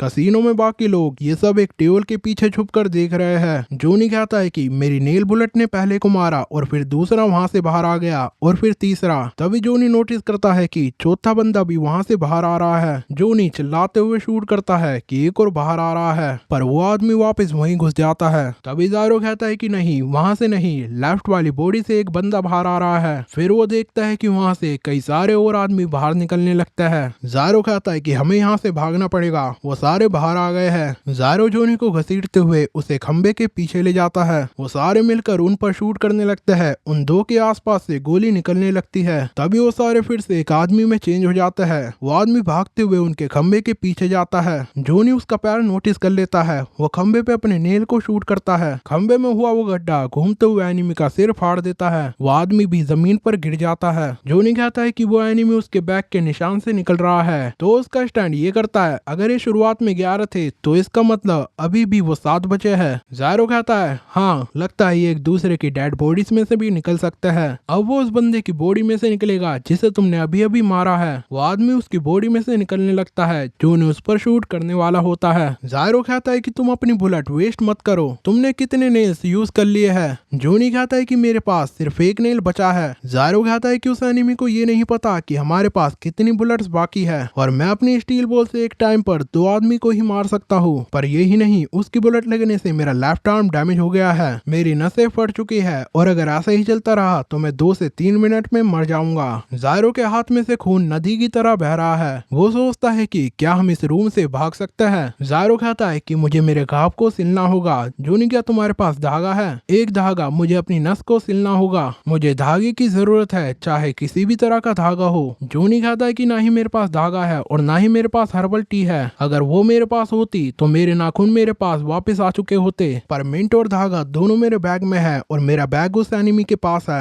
तभी ज़ायरो टेबल के नीचे दुबके हुए लोगों से धागा मांगता है। उनमें से एक व्यक्ति कहता है कि तुम्हारे कारण हम भी प्रॉब्लम में फंस गए हैं, या तो तुम खुद मर जाओ और या फिर उन लोगों को मार दो। हमारी गेम अब भी चल रही है और मुझे तो आज डेट पर भी जाना है, तुम इसे जल्दी निपटाओ और या खुद निपट जाओ। ज़ायरो उस घड़ी को उनकी ओर फेंकता है। वो कहता है कि ये घड़ी $4000 की तो होगी ही, जल्दी करो, मेरी हेल्प करो। वहीं जोनी के पसीने छूट रहे हैं। उसका एनिमी लाशों को पलटने लगता है। पलट पलट कर वो उनके पास आ रहा है। जोनी चिल्लाता है कि वो हमारे पास ही आ रहा है, लगता है कि वो हमको चारों ओर से घेरने वाला है। ज़ायरो भी ये देख सकता है कि वो डेड बॉडीज घिसटते हुए उनके पास आ रही है। डेड बॉडीज जोनी के साइड में भी पास आ रही है। जोनी उन डेड बॉडी के बीच में एक गन को नोटिस करता है। जोनी ज़ायरो को बताता है कि वहाँ एक गन है और उस गन में बुलेट्स भी होगी। अगर हम उस गन को ले सके, ये गन, मेरे नेल्स और तुम्हारी स्टील बॉल से हम इस फाइट को जीत सकते हैं। जोनी कहता है कि क्या तुम सुन रहे हो ज़ायरो, हम यहाँ से भाग सकते हैं। ज़ायरो टेबल के पीछे छुपे लोगों से कुछ बड़बड़ा रहा होता है। ज़ायरो कहता है कि एनिमी हमें वो गन कभी नहीं देगा, ये एनिमी का प्लान है। वो चाहता है कि हम उस गन को लेने बाहर आए ताकि वो हमें शूट कर दे। जोनी कहता है कि पर हमारे पास यही रास्ता है। तभी वो सारे उस खंबे को घेर लेता है। जोनी चिल्लाता है कि वो आ गया, ये हम पर अटैक करने वाला है। तभी वो सारे बचे हुए आदमी बाहर आते हैं। उनमें से एक आदमी जोनी में गोली मारता है, पर जोनी उससे पहले ही आखिरी नेल बुलेट से उसके हाथ में गड्ढा कर देता है। उस आदमी की बुलेट जोनी की कमर को छूकर निकल जाती है और वही आदमी के पीछे से बाकी आदमी शूट करने वाले होते हैं, पर उस गड्ढे के कारण उस आदमी का हाथ घूमकर अपने ही बंदों पर गोली चलाने लगता है। जोनी को गन दिख रही है। ज़ायरो जोनी को पकड़ता है और उसे बताता है कि वो गन किसी काम नहीं आने वाली, तुम यहीं बैठे रहो। तभी जायरो नोटिस करता है कि उसकी साइड से भी वो आदमी आ रहे हैं। जायरो उसके पैर पर स्टील बॉल फेंक कर मारता है। वो आदमी गिरते गिरते जायरो पर शूट करता है। इससे जायरो का शोल्डर फट जाता है। बस अब उनके पास कुछ नहीं बचा। जोनी सोचता है कि वो अब हमें मार देंगे, मुझे वो गन को उठाने की कोशिश करनी चाहिए थी। तभी वो सारे आदमी जोनी और जायरो को चारों ओर से घेर लेते हैं। उन्होंने वो गन उनके ऊपर ही तान रखी है। वो शूट करने वाले होते हैं, पर तभी उन पे गोलियों की बौछार होती है, जिससे सारे एनिमी मर जाते हैं। मरते हुए एक आदमी चिल्लाता है कि तुम लोग ये क्या कर रहे हो। ऐसा कहते हुए वो आदमी भी मर जाता है। अब सिर्फ जोनी और जायरो ही बचे रहते हैं और ये सब गोली कसीनो के मेंबर ने चलाई है। तभी उनमें से एक व्यक्ति जायरो को धागा देता है। जोनी कहता है कि जायरो ये क्या हुआ। जायरो कहता है हमें 60 मिलियन स्पेंड करने थे ना, तो हमने कर दिए। उन 60 मिलियन डॉलर से मैंने इन लोगों को एज अ बॉडीगार्ड हायर कर लिया। असैसिन को मारने के लिए तुम्हें असैसिन रखने पड़ता है, ये एक अच्छी डील थी। तभी उन लोगों में से एक व्यक्ति कहता है कि तुमने हमें प्रॉमिस किया था कि तुम हमें वो लैंड और बिल्डिंग भी दोगे, वो मत भूलना। हमें उनके डॉक्यूमेंट्स में नेम्स भी चेंज करने हैं। जायरो कहता है बिल्कुल। जोनी टाइम क्या हुआ है, मैंने इन्हें वो घड़ी भी दे दी। जोनी टाइम देखकर बताता है कि अभी सूरज ढलने में समय है। जायरो कहता है कि हमने सब कुछ वापस कर दिया, अब हम ट्री में चेंज नहीं होंगे। उस लड़की से हमारी डील खत्म। जायरो धागे से अपना हाथ सिल लेता है। इसके बाद वो वहाँ से बाहर निकलता है। जायरो कहता है कि हमारे घाव को बढ़ने में कम से कम 7 से 8 दिन लग जाएंगे। 6th स्टेज के एंड तक हम ठीक हो चुके होंगे। पर अब लगता है कि प्रेसिडेंट और सीरियस हो गया है और जो भी पार्ट हॉट पैंट्स के पास है, प्रेसिडेंट को ये लग रहा होगा कि वो पार्ट अब भी हमारे पास है। जोनी कहता है कि अंधेरा होने से पहले इस टाउन से निकल लेते हैं, यहाँ पर और एनिमी हो सकते हैं। तभी जोनी देखता है कि जायरो वहाँ से गायब हो गया है। जोनी नोटिस करता है कि वो एक दीवार में चिपक गया है और एक पेड़ में बदल रहा है। जायरो कहता है कि मेरे संग क्या हो रहा है, मैं फिर से पेड़ क्यों बन रहा हूँ। जायरो के हाथ से वो कॉप्स का हाथ भी गिर जाता है। जोनी जायरो को पकड़ने की कोशिश करता है। जायरो कहता है कि मैं दीवार में क्यों खींचा चला जा रहा हूँ, उस लड़की ने हमसे झूठ तो नहीं कहा। जोनी नोटिस करता है कि सूरज डूब रहा है। तभी उसे याद आता है कि उन्होंने सारे पैसे खर्च कर दिए, पर अभी भी उन्होंने सब कुछ खर्च नहीं किया है। वो जायरो को बताता है कि हमें रैबिट के ईयर और आर्म से जो कॉप्स का ईयर और आर्म मिला था वो अब भी हमारे पास है। जोनी सोचता है कि मेरी बॉडी अब भी ठीक है, सिर्फ जायरो ही पेड़ में बदल रहा है। जोनी कहता है कि अगर हमें सूरज डूबने से पहले सब कुछ यूज करना था तो उसमें वो कॉप्स के ईयर्स और हैंड भी आता है। जायरो पूरा दीवार में घुस चुका है। ये देखकर जोनी चिल्लाने लगता है और सूरज भी डूबने वाला है। जोनी सोचता है कि क्या मुझे कॉप्स के पार्ट से भी छुटकारा पाना होगा, पर मैं ये नहीं करना चाहता। जोनी सोचता है कि मुझे क्या करना चाहिए, हमने सब कुछ खर्च कर दिया, पर अब मुझे कॉप्स पार्ट्स भी देने होंगे, पर इसे पाने के लिए मैंने अपनी जिंदगी जोखिम में डाली है और अब मैं इन्हें यूं ही छोड़ दूं। जायरो का आधा फेस भी पेड़ बन चुका है। जोनी सोचता है कि मैं पार्ट्स नहीं देना चाहता, मैंने इस रेस में पार्टिसिपेट किया और इनको पाने के लिए अपनी जी जान लगाई, मैं ये नहीं करना चाहता। और वैसे भी मैं एकदम सही सलामत हूँ, सिर्फ जायरो ही पेड़ में बदल रहा है। जोनी जायरो को पेड़ में बदलता हुआ देखता है। जायरो जोनी को आवाज लगा रहा है। जोनी उन पार्ट्स को पकड़ते हुए अपना सिर हिलाता है, जैसे वो मना कर रहा हो कि वो ये पार्ट्स नहीं छोड़ेगा। जायरो ये देखकर चौंक जाता है। जोनी जायरो से माफी मांगता है। इसके बाद जायरो पूरा वहाँ से गायब हो जाता है। ये देखकर जोनी रोने लगता है। वो चिल्लाता है। शुगर वहीं पेड़ के नीचे बैठी है। वो कहती है तो ये दोनों भी फेल हो गए, मुझे तो लगा था कि ये दोनों इस पॉन्ड पे लगे कर्ज को मिटा देंगे और हम सब एक साथ यहाँ से निकल जाएंगे। वो जायरो की बॉडी को पेड़ में देखती है। जायरो भी पेड़ का फ्रूट बन चुका है। वो कहती है कि जायरो के यहाँ आने से मैं यहाँ से जा सकती हूँ, मेरा गार्डियन का रोल खत्म हो चुका है, पर पता नहीं कब अगला व्यक्ति आएगा जो मेरे माता पिता दोनों को आजाद करेगा। तभी उसके पेरेंट्स पीछे से आवाज देते हैं कि अब उसको इंतजार करने की कोई जरूरत नहीं है। शुगर नोटिस करते हैं कि जायरो छोटा हो रहा है और वहीं वापस जा रहा है जहाँ से वो आया था। जोनी रो रहा है, उसके पास आर्म और ईयर नहीं है और वहीं जायरो उसी दीवार पर वापस आने लगता है। धीरे धीरे करके जायरो पूरा वापस आ जाता है। जायरो देखता है कि वो ठीक हो गया। वो देखता है कि सूरज पूरा ढला नहीं है और उसके सामने उन 11 आदमियों में से लास्ट आदमी खड़ा है जिसके हाथ में वो दोनों पार्ट्स है। वो सोचता है कि ये क्या चल रहा है। वो आदमी जोनी से कहता है कि जैसे ही मैं इन पार्ट्स को लेकर घोड़े पर चढ़ूंगा तुम वैसे ही मुझे शूट कर दोगे, यही इरादा है ना तुम्हारा। जोनी रोते हुए कहता है कि तुम यहाँ से चले जाओ, ये पार्ट्स प्रेसिडेंट को दे दो और अगर तुम मुझे दोबारा दिख गए तो मैं तुम्हें जान से मार दूंगा, हमारी डील यहीं खत्म होती है। वो आदमी घोड़े पर बैठकर जोनी के पास एक वाइन की बोतल को फेंक कर चला जाता है। जोनी वहीं बैठकर रो रहा है। जायरो उसके पीछे आता है। वो दोनों उस कॉप्स के पार्ट्स को अपने हाथों से जाते हुए देखते हैं। जायरो कहता है कि तुमने उस आदमी को वो आखिरी पार्ट्स दे दिए। जोनी कहता है कि नहीं, हमें उन्हें यूज करना था, मैंने उसे वो पार्ट्स के बदले ये वाइन की बोतल ले ली। इस टाइम जायरो को एक मेमोरी याद आती है। वो अपने फादर के संग एक माँ और उसके बच्चे का ऑपरेशन कर रहा है। उसका फादर बताता है कि जितना मैं कर सकता था मैंने किया। हमारे पास सिर्फ एक व्यक्ति को सेव करने जितना ही ब्लड है। इन दोनों को सेव करना इम्पॉसिबल है। हमें डिसाइड करना होगा, माँ और या फिर उसका बच्चा। क्या हमें माँ के टिश्यू को बच्चे में ट्रांसफर करना चाहिए और या फिर बच्चे के टिश्यू को माँ में ट्रांसफर करना चाहिए? हमें एक को सेव करने के लिए चूज करना होगा, नहीं तो ये दोनों मर जाएंगे।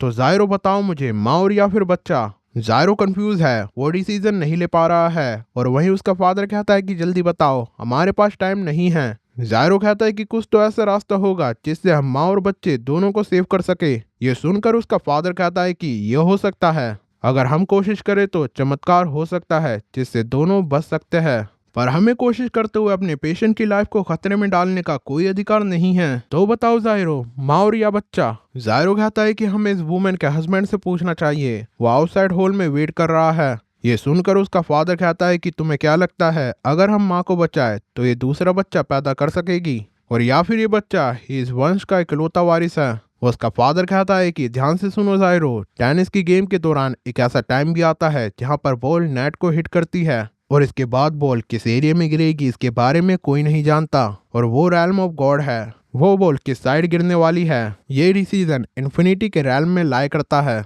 क्या तुम्हें लगता है कि किसी एक व्यक्ति के दम पे यह डिसीजन लिया जा सकता है? उसके हस्बैंड को कुछ मत बताओ, यही उसके लिए अच्छा होगा। तो बताओ जायरो, ये हमारी फैमिली की ड्यूटी है। जायरो के पसीने छूटने लगते हैं। सीन शिफ्ट होता है शुगर पर। उसके पेरेंट्स उसको अपने साथ चलने की कहते हैं। वो कहती है कि मैं अभी आई। वो सोचती है कि दोनों ने सब कुछ यूज कर दिया, अब उनके पास कुछ नहीं बचा, पर जो सब कुछ गंवाने को तैयार है एंड में सब कुछ उन्हें ही मिल पाता है। इस बॉन्ड को गार्ड करते करते मुझे ये बात तो अच्छे से समझ आ गई है, ये सच है और उन दोनों के पास सब कुछ पाने का अधिकार है। और वहीं जोनी और जायरो अब भी इसी बात को सोच रहे हैं। तभी जोनी कहता है कि बर्फ तेजी से पड़ने लगी है। उसके हाथ में वाइन है। वो पूछता है कि क्या तुम ड्रिंक करोगे? जायरो, हमें इस वाइन से भी छुटकारा पा लेना चाहिए। जायरो कहता है हाँ क्यों नहीं, यह हमें गर्म करेगी। जोनी सूरज को देखते हुए कहता है कि सूरज डूबने ही वाला है। जायरो खाली कप को आगे बढ़ाते हुए कहता है कि क्यों ना हम अपने घोड़े के पास जाने से पहले एक टोस्ट करें।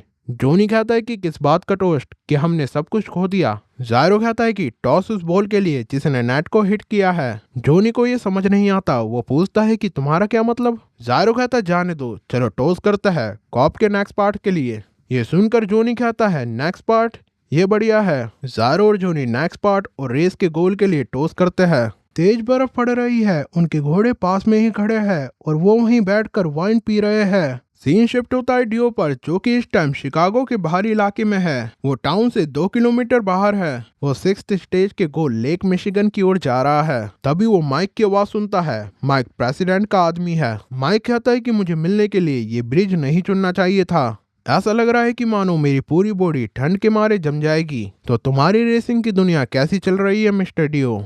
डियो उसकी ये बात सुनकर रुक जाता है। प्रेसिडेंट ने डियो को सैंडमैन एज अ सबॉर्डिनेट दिया था ताकि डियो जायरो से अपना बदला ले सके। डील के मुताबिक डियो को ट्रेटर के बारे में बताना होगा, इसलिए माइक यहाँ पर आया है। डियो कहता है कि मेरे घोड़े की कंडीशन दिन पर दिन बेटर हो रही है, पर क्या हम पहले कभी मिले हैं? तुम इस रेस के मेंबर तो नहीं लगते। माइक कहता है कि तुम्हें मेरे बारे में जानने की कोई जरूरत नहीं है। कल हमें दोनों ईयर और राइट आर्म मिल गए हैं। डियो कुछ सोचता है। इसके बाद वो कहता है कि तो तुम ये कह रहे हो कि तुमने जोनी जोस्टार और जायरो ज़पैली को मार दिया? माइक कहता है कि नहीं, वो दोनों जिंदा है। हमारे पास उनका पीछा करने का कोई रीजन नहीं है। हो सकता है कि नेक्स्ट स्टेज में वो कॉप्स का नेक्स्ट पार्ट हासिल कर ले, पर मैं यहाँ इसलिए आया हूँ ताकि तुम अपने बचे हुए वादे को पूरा कर सको।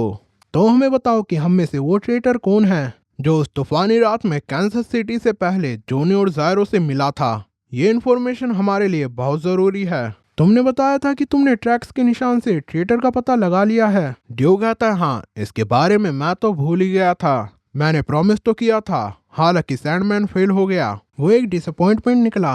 वो कहता है कि मेरा अब तुमसे इस इन्फो को छुपाने का कोई मतलब नहीं है। ट्रेटर एक वुमन है जिसका वेट 51 kg से कम है। ये सुनकर माइक कहता है कि तुम ये पक्का कैसे कह सकते हो कि ट्रेटर एक वुमन है? मैंने किसी भी वुमन को एक रात में 50 किलोमीटर राइड करते हुए नहीं देखा। इसके बाद डियो कहता है कि तो तुम लिस्ट में बूढ़े आदमी को भी शामिल कर लो। मेरा तुम्हें बताने का कुछ मतलब तो नहीं बनता, पर कपड़े और बैग का वजन लगाकर 51 kg है। मैं तुम्हें इसलिए कह रहा हूँ क्योंकि उस ट्रैक से मुझे पता है कि वो एक वूमन है। हाँ, मैं उसका चेहरा नहीं जानता, पर उस रात जोनी के घोड़े पर एक वूमन थी। तो अब हम बराबर हो गए, तो मैं चलता हूँ। माइक डियो की ओर देखता है और वो भी वहां से निकलने लगता है। डियो सोचता है कि मुझे तुम्हारे उस घटिया सी दुनिया से कुछ नहीं लेना। इसके बाद माइक शिकागो में प्रेसिडेंट के ऑफिशियल रेसिडेंस में जाता है और वैलेंटाइन से ये इन्फो शेयर करता है। प्रेसिडेंट वैलेंटाइन कहता है कि क्या कहा, ट्रेटर एक वूमन है? इम्पॉसिबल। उस दिन किसी भी वूमेन को उस गवर्नमेंट बिल्डिंग में एक्सेस नहीं दिया गया था।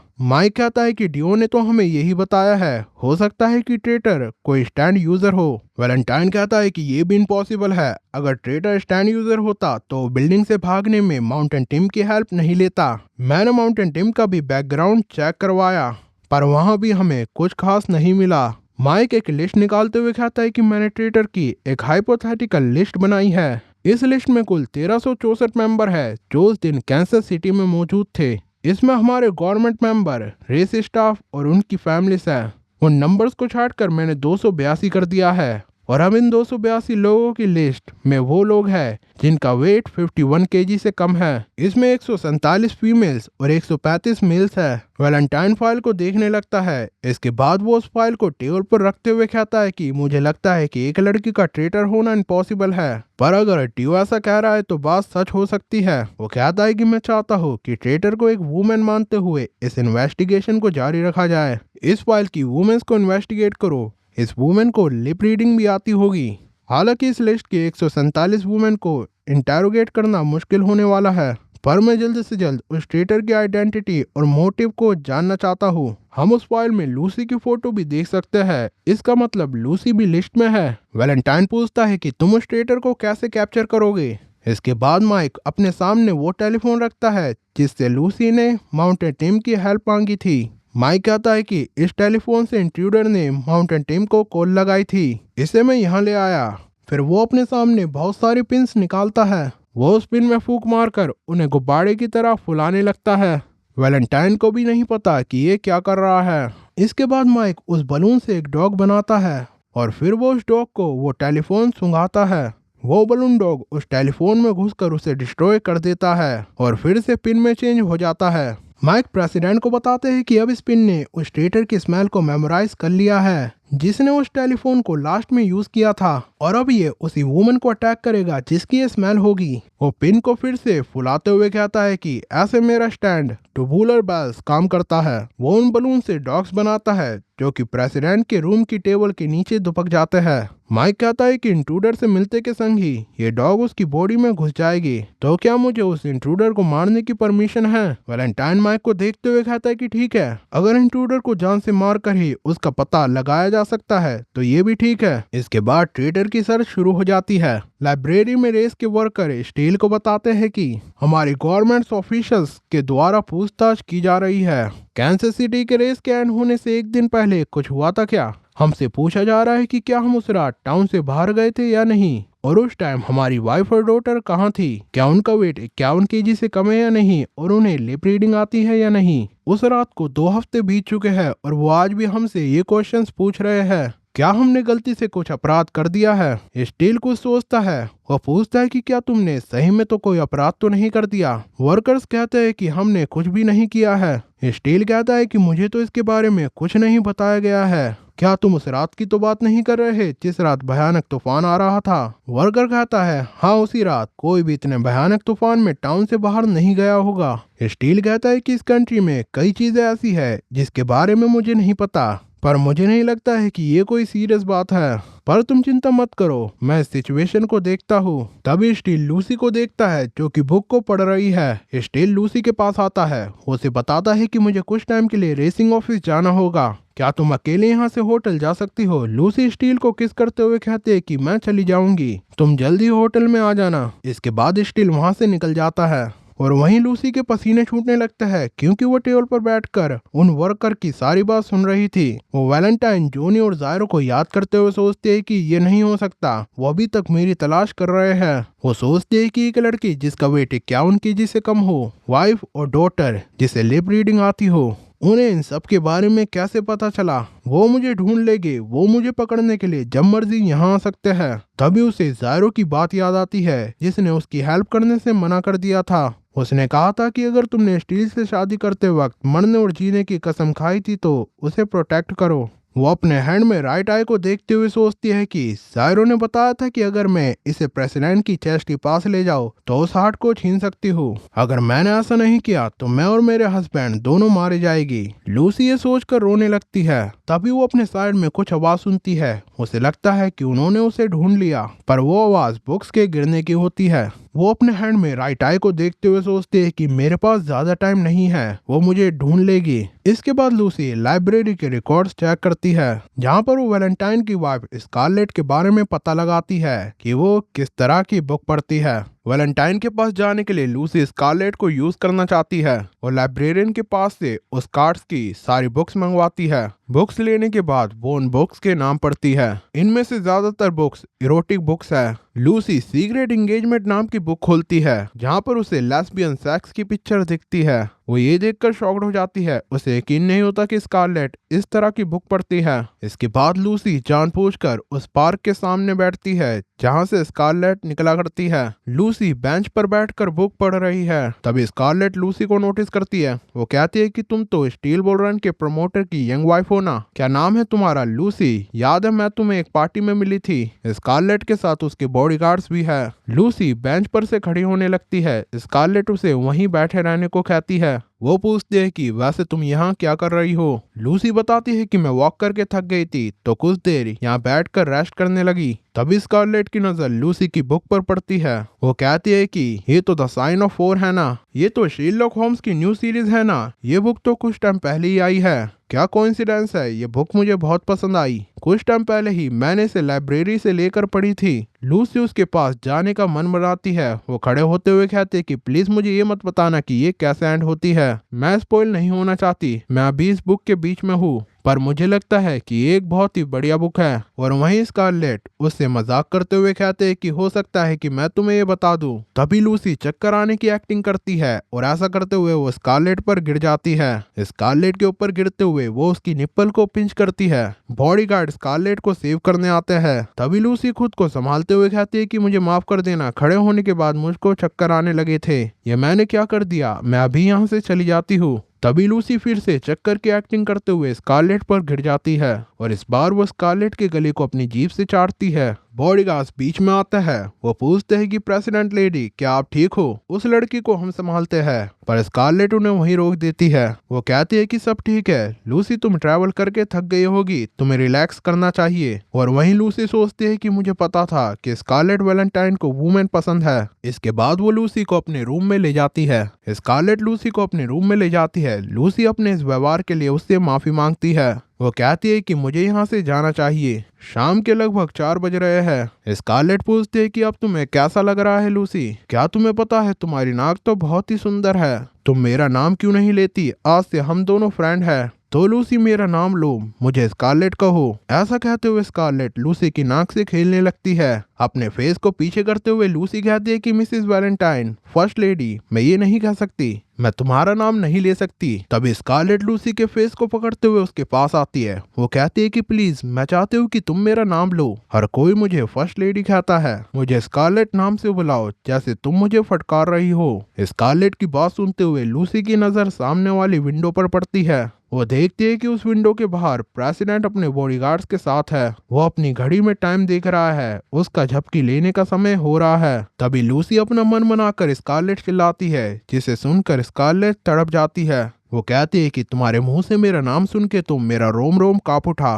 क्या तुम चाय पियोगी? क्यों ना तुम इस शाम को मेरे साथ बिताओ। ये सुनकर लूसी कहती है कि मैं बिन बुलाए मेहमान हूँ, मेरे यहाँ होने से हर कोई परेशान हो जाएगा। स्कारलेट कप में अपनी चाय डालते हुए कहते हैं कि तुम चिंता मत करो, कोई परेशान नहीं होगा। मेरे हस्बैंड का रूम यहाँ से 3 रूम दूर है। वो चाय पीते हुए कहते हैं कि और वैसे भी उसके शाम की झपकी लेने का समय हो गया है। तुम्हें तो पता ही होगा कि प्रेसिडेंट शाम को 20 से 30 मिनट की झपकी लेते हैं। लूसी अपनी चाय उठाते हुए कहती है कि क्या सही में? मैंने ये पहली बार सुना है। स्कारलेट कहती है कि क्या तुम्हें सही में नहीं पता? क्या तुम ये भूल गई हो कि हम क्रॉस कंट्री ट्रिप के दौरान एक ही ट्रेन में थे? लूसी चाय पीते हुए कहती है कि मैंने नोटिस नहीं किया। इसके बाद स्कारलेट लूसी के पास आती हुई कहती है कि खैर जाने दो, प्रेसिडेंट की झपकी से किसी को क्या फर्क पड़ता है, पर तुम मुझे ये बताओ कि क्या तुम और तुम्हारे हस्बैंड में सब ठीक है ना? मैंने सुना है कि तुम दोनों के बीच में लगभग 35 साल का गैप है। वो आगे बताती है कि मेरे और मेरे हस्बैंड के बीच में चीजें सही नहीं चल रही।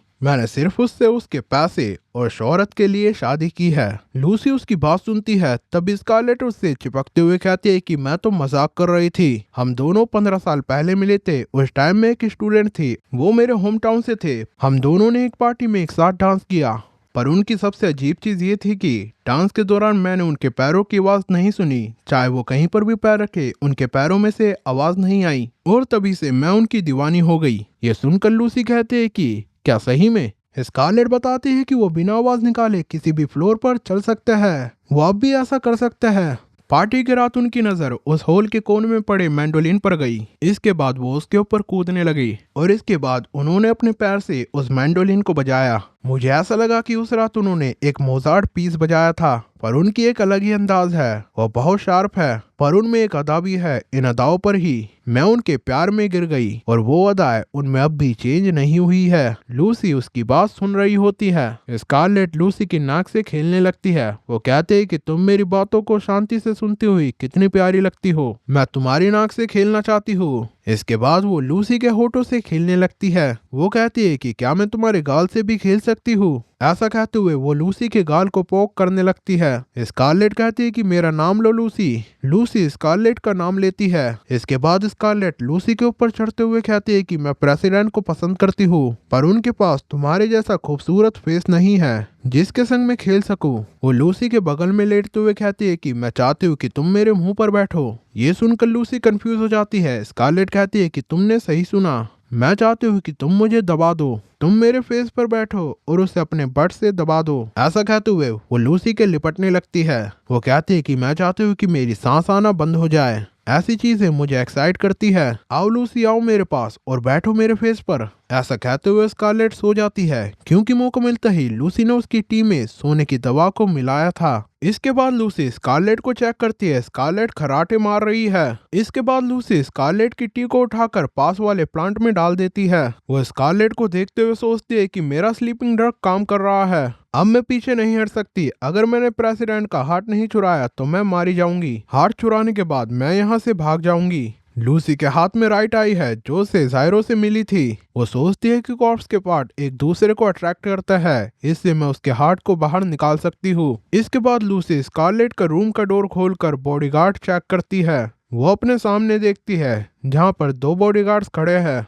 इसके बाद वो मिरर से दूसरी ओर के बॉडीगार्ड को चेक करती है। वो सोचती है कि यहाँ टोटल 5 बॉडीगार्ड्स है जिन्हें मैं देख पा रही हूँ। इसके अलावा भी कई गार्ड्स यार्ड में हैं। तभी वो विंडो की ओर वैलेंटाइन को नोटिस करती है, जो कि अपनी झपकी के लिए अपने रूम में जा रहा है। वो गार्ड्स को उसे 30 मिनट बाद जगाने के ऑर्डर देता है। लूसी उस रूम से निकलकर बाथरूम की ओर चली जाती है। ये बाथरूम प्रेसिडेंट के रूम से कनेक्ट है। वो अपने आसपास प्रेसिडेंट का रूम देखती है। तभी वो डोर को हल्का सा खोलकर प्रेसिडेंट वैलेंटाइन के रूम में झांकती है। वो देखती है कि वैलेंटाइन सो रहा है। वो वैलेंटाइन को देखते हुए स्कारलेट की बात याद करती है कि उसने बताया था कि प्रेसिडेंट का रूम यहाँ से 3 डोर छोड़कर है और वो शाम की टाइम झपकी लेते हैं। लूसी मन में सोचती है कि मुझे पता था कि प्रेसिडेंट शाम को झपकी लेते हैं, अब बस मुझे उसके पास जाकर इस आय का यूज करके उसके हार्ट को लेना होगा। तभी वैलेंटाइन की आंख खुलती है। वो लूसी की ओर देख रहा होता है। लूसी ये देखकर घबरा जाती है। वैलेंटाइन कहता है कि वहाँ कौन है, तुम स्कारलेट तो नहीं हो? वैलेंटाइन अपने बेड से उठते हुए कहता है कि सामने आओ, मुझे बताओ कि तुम कौन हो।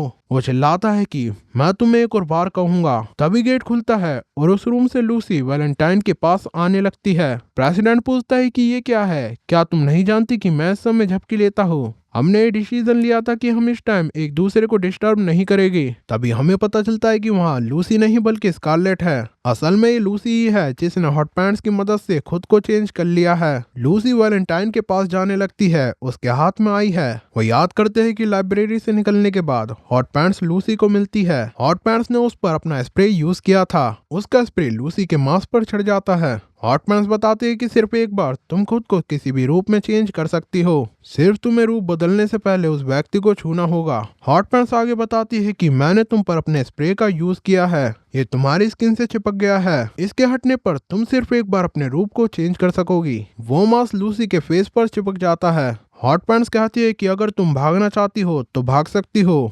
मुझे जायरो और जूनी बेहोशी की हालत में मिसिसिपी रिवर के पास मिले थे और जब मैंने उन्हें सर्च किया तो मुझे उनके पास से राइट आई नहीं मिली। और अब मुझे ये जानने को मिला कि गवर्नमेंट एक वुमन की तलाश कर रही है जिसका वेट 51 केजी से कम है। ये सुनकर मैं समझ गई कि गवर्नमेंट तुम्हारी ही तलाश कर रही है और लकीली मैंने तुम्हें उनसे पहले ढूंढ लिया। पर प्रेसिडेंट को भी पता चल जाएगा कि वो वुमेन तुम हो। ये सुनकर लूसी घबरा जाती है। वो हॉट पैंट्स से पूछती है कि तुम कौन हो। हॉट पैंट्स कहती है कि मैं ये नहीं कह सकती, मैं तुम्हारी फ्रेंड हूँ, पर मैं तुम्हें ये बता देती हूँ कि मैं तुम्हारे एनिमी नहीं हूँ। मैं रेस को छोड़कर यहाँ तुम्हारी मदद करने आई हूँ। मुझे लगता है कि तुम प्रेसिडेंट को रोकना चाहती हो, जिसके लिए तुम अपनी जेब में पड़ी उस राइट आई का यूज करोगी। लूसी नोटिस करती है कि हॉट पैंट्स को पता है कि वो आई मेरे पास है। वो पूछती है कि ये पार्ट्स क्या है, हर कोई इनके पीछे क्यों लगा हुआ है। हॉट पैंट्स कहती है कि ये तो तुम्हें मैं नहीं बता सकती, पर तुम इतना समझ लो कि इस कॉर्प्स का लेना देना वेटिकन से है। मैं इस रेस में सिर्फ इन्हें कलेक्ट करने की कोशिश कर रही हूँ, मेरा किसी को मारने का कोई इरादा नहीं है। इसके बाद हॉट पैंट्स बताते हैं कि तुम इस स्प्रे से हेयर, आईब्रोज, यहाँ तक कि तुम्हारी वॉइस को भी चेंज किया जा सकता है। यही नहीं, ये सैंड को भी कॉपी कर लेगी। तुम अपना रूप बदल कर प्रेसिडेंट के पास जा सकती हो। हालांकि हमें उसकी पावर के बारे में तो नहीं पता है, पर एक बार हार्ट निकल जाने के बाद वो पावरलेस हो जाएगा। यही तुम्हें करना है। अगर तुमने ये नहीं किया तो तुम पकड़ी जाओगी और तुम्हें एग्जीक्यूट कर दिया जाएगा। इसके बाद वो तुम्हारे हस्बैंड को भी नहीं छोड़ेगी। लूसी घबराई हुई है। वो पूछती है कि क्या मैं सही में इस आई से प्रेसिडेंट के हार्ट को ले सकती हूँ।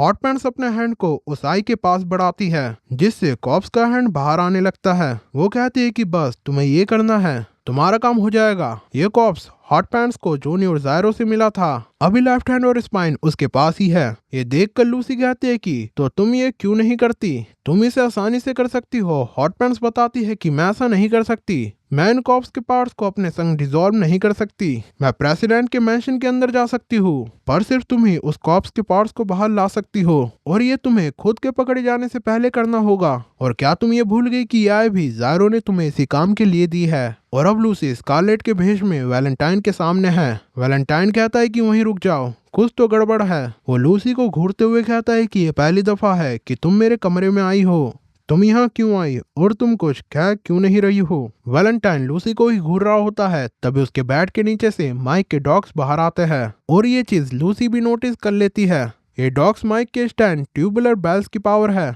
और अब जगह जगह ये डॉग्स निकलकर लूसी को घेरने लगते हैं। वो उसकी सैंड को सूंघ रहे हैं। वैलेंटाइन लूसी को ही घूर रहा है। उसे लग रहा है कि उसके सामने स्कारलेट है और वहीं लूसी सोचती है कि ये क्या चीज है, कहीं ये प्रेसिडेंट की स्टैंड पावर तो नहीं। यही नहीं, पर क्या फर्स्ट लेडी को प्रेसिडेंट के स्टैंड एबिलिटी के बारे में पता है? क्या वो जानती है कि उसका हस्बैंड एक स्टैंड यूजर है? और क्या उसे पता है कि प्रेसिडेंट इंट्रूडर का पता लगा रहा है? नहीं, अगर ऐसा होता तो वो मुझे अपने रूम में नहीं बुलाती। तभी प्रेसिडेंट कहता है कि क्या बात है, तुम अपने रूम से यहाँ आई और फिर शांत क्यों खड़ी हो? तुम कुछ बोलोगी भी और या फिर यूं ही शांत खड़ी रहोगी? लूसी डॉग्स को देखकर डर के मारे कपकपाने लगती है। लूसी पूछती है कि ये क्या है, ये मुझे घूर रहे हैं, मुझे इनसे डर लग रहा है। वैलेंटाइन वापस बेड पर लेटते हुए कहता है कि ये मैं तो भूल गया था कि तुम्हें इसके बारे में पता नहीं है। इन्हें ट्यूबुलर बेल्स कहा जाता है। ये एक एडवांस सिक्योरिटी सिस्टम है, पर तुम्हें इनसे घबराने की कोई जरूरत नहीं है। मुझे एक इंट्रूडर का पता लगाना है, जिसके लिए यहाँ पर ट्यूबुलर बेल्स को तैनात किया गया है। ये इंट्रूडर की सैंड से उसका पता लगाता है। सैंड शब्द सुनकर लूसी चौंक जाती है।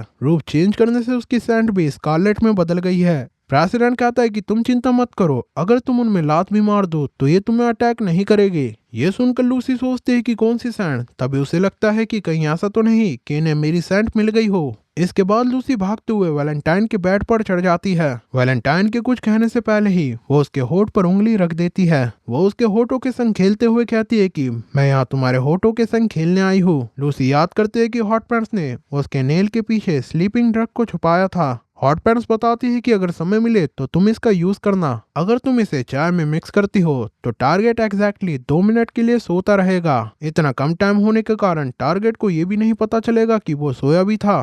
और अगर इन 2 मिनट्स में तुम हार्ट को चुराने और वहां से निकल जाने में सक्सेसफुल रहती हो तो किसी को भी ये पता नहीं चलेगा कि इंट्रूडर तुम थी। प्रेसिडेंट को भी थोड़ा सोचने में टाइम लगेगा कि उसका हार्ट जा चुका है। वैलेंटाइन कहता है स्कारलेट और वहीं वो सो जाता है। तभी लूसी उस राइट आई से वैलेंटाइन के हार्ट को निकालने लगती है। वो नोटिस करती है कि हार्ट सही में बाहर आ गया, पर तभी एक डॉग लूसी में अटैक कर देता है। ये देखकर लूसी घबरा जाती है। वो नोटिस करती है कि ट्यूबुलर बेल्स उसकी बॉडी में घुस रहा है। आखिर ये क्या चीज है, कहीं इसने मुझे काट तो नहीं लिया। वो नोटिस करते हैं कि ट्यूबुलर बेल्स उसकी बॉडी में अंदर घुसकर उसके मांस पर चढ़ रहा है। वो उस डॉग को पकड़ती है और उसे अपने पैर से बाहर निकालने लगती है। तभी वो प्रेसिडेंट के पास ईयर को नोटिस करती है। वो कहती है कि प्रेसिडेंट के पास सिर्फ हार्ट ही नहीं बल्कि बोथ ईयर्स और राइट आर्म है। प्रेसिडेंट को ईयर्स और हैंड जोनी और ज़ायरो से मिले हैं। रूल के मुताबिक जोनी को ईयर और हैंड को भी यूज करना पड़ा था। वो सोचती है कि ये क्या है, सिर्फ इसके पास हार्ट ही नहीं बल्कि आर्म और ईयर्स भी है। वो सोचती है कि ज़ायरो और हॉट पैंट्स ने मुझे इसके बारे में कुछ नहीं बताया। लगता है कि सिर्फ मुझे हार्ट को ही नहीं बल्कि ईयर्स और आर्म को भी लेकर निकलना होगा। पर तभी एक और बलून उस पर अटैक कर देता है और अब कई सारे बलून्स उसकी बॉडी में घुसने लगते हैं और वहीं लूसी उन्हें अपनी बॉडी से खींचने लगती है। खींचते खींचते वो एक बलून को फोड़ देती है। वो बलून पिन में चेंज हो जाता है। उसे बहुत जोरों की दर्द होने लगता है। तभी और बलून्स डॉग उस पर अटैक करने लगते हैं, जिससे वो जमीन पर एक मिरर के साइड में गिर जाती है। वो मिरर से डॉग्स को रोकने की कोशिश करती है। तभी उस रूम में स्कारलेट की एंट्री होती है। वो खुद को संभालते हुए कहती है कि यहाँ क्या चल रहा है, मुझे इतना हल्ला क्यों सुनाई आ रहा है। तभी वो नोटिस करते हैं कि उसके सामने सेम उसकी जैसी एक वूमेन खड़ी है। स्कारलेट लूसी को घूरने लगती है और वही लूसी स्कारलेट को देखकर घबरा जाती है। वो सोचती है कि ये यहाँ इस टाइम क्या कर रही है और वही स्कारलेट लूसी को देखकर पूछती है कि तुम कौन हो। तभी वो उसकी ड्रेस देखती है। वो कहती है कि तुम तो लूसी हो। लूसी सोचती है कि अब मैं पकड़ी जा चुकी हूँ, अब मेरा कुछ नहीं हो सकता। वैलेंटाइन अब भी सो रहा है और कॉर्प्स के पार्ट्स उसकी बॉडी से बाहर बेड पर पड़े हैं। और तभी माइक प्रेसिडेंट रूम की ओर देखते हुए नोटिस करता है कि प्रेसिडेंट के रूम में मेरा एक डॉग फट गया है। स्कारलेट लूसी को देखते हुए पूछते हैं कि क्या तुम लूसी हो, तुम्हारे फेस को क्या हुआ। और वहीं लूसी खुद को उन डॉग से बचा रही होती है। स्कारलेट पूछती है कि तुम ठीक तो हो लूसी, तुम तो बड़ी डरी हुई लगती हो। और वहीं लूसी सोचती है कि उसने मुझे पहचान लिया है, सब कुछ खत्म हो गया, मेरे हस्बैंड को इन सब का जिम्मेदार ठहराया जाएगा। मुझे कॉर्प से और प्रेसिडेंट से और यहाँ तक कि इस कंट्री से कुछ लेना नहीं था। मैं तो बस चीजें पहले जैसा करना चाहती थी। तब स्कारलेट अपने पीछे से गन निकालते हुए कहती है कि तुम्हारी हिम्मत कैसे हुई, मैं तुम्हारे फेस को गोली से छन्नी कर दूंगी। इसके बाद वो गन से लूसी पर शूट करती है। उसकी गोली लूसी के हाथ को फाड़ देती है। लूसी के हाथों से खून निकल रहा है। वो मिरर से खुद को डॉग से प्रोटेक्ट कर रही है। और वहीं प्रेसिडेंट अब भी सो रहा है।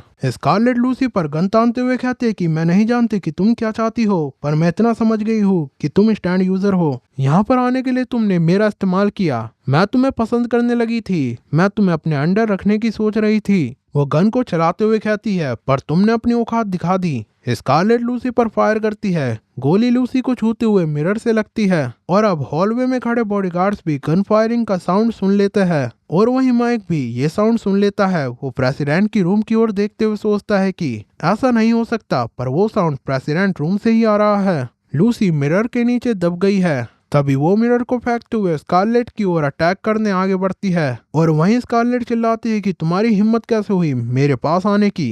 इसके बाद वो लूसी के पैर में गोली मारती है और अब लूसी के दूसरे पैर से भी खून निकलने लगता है। पर लूसी नहीं रुकती। वो स्कारलेट को लेकर वैलेंटाइन के रूम से बाहर होते हुए बाथरूम की ओर निकल जाती है। और वहीं वो बलून्स लूसी का पीछा करने लगते हैं। लूसी ये नोटिस करती है। उन्हें रोकने के लिए लूसी बाथरूम का डोर बंद कर देती है। इससे वो बलून्स डोर के बीच में फंस जाते हैं। वो याद करते हैं कि प्रेसिडेंट ने उसे बताया था कि ये एनिमी की सैंड को ढूंढकर उस पर ऑटोमेटिकली अटैक करेगी। वो बलून डोर को खोलने लगते हैं। लूसी सोचती है कि ये बलून्स इस डोर को तोड़कर यहाँ पर आने वाले हैं। ये मेरी बॉडी में घुसने के बाद फटकर ही मानेगी। तभी स्कारलेट लूसी को पीछे से पकड़ लेती है। वो लूसी का मुंह काट लेती है। वो लूसी का गला दबाते हुए कहती है कि तुम्हारी हिम्मत कैसे हुई, मैं तुम्हें मुझे धोखा देने की सजा देकर रहूंगी, मैं तुम्हें कुत्ते की मौत मारूंगी। ऐसा कहते हुए स्कारलेट लूसी के पैर में गड़ी हुई पिन को घुमाने लगती है। इससे लूसी दर्द के मारे चिल्लाने लगती है। तभी प्रेसिडेंट के रूम में उसके गार्ड आते हैं। वहीं प्रेसिडेंट को भी होश आने लगता है। और वहीं उस डोर के पीछे स्कारलेट लूसी को मार रही है। वो कहते हैं कि पहले मैं तुम्हारे खूबसूरत पैर को तुम्हारे शरीर से अलग करूंगी और फिर मैं उन्हें कुत्तों को खिलाऊंगी। लूसी नोटिस करती है कि वो डॉग्स भी उसके पास आ गए हैं। इसके बाद लूसी को सैंड के बारे में याद आता है।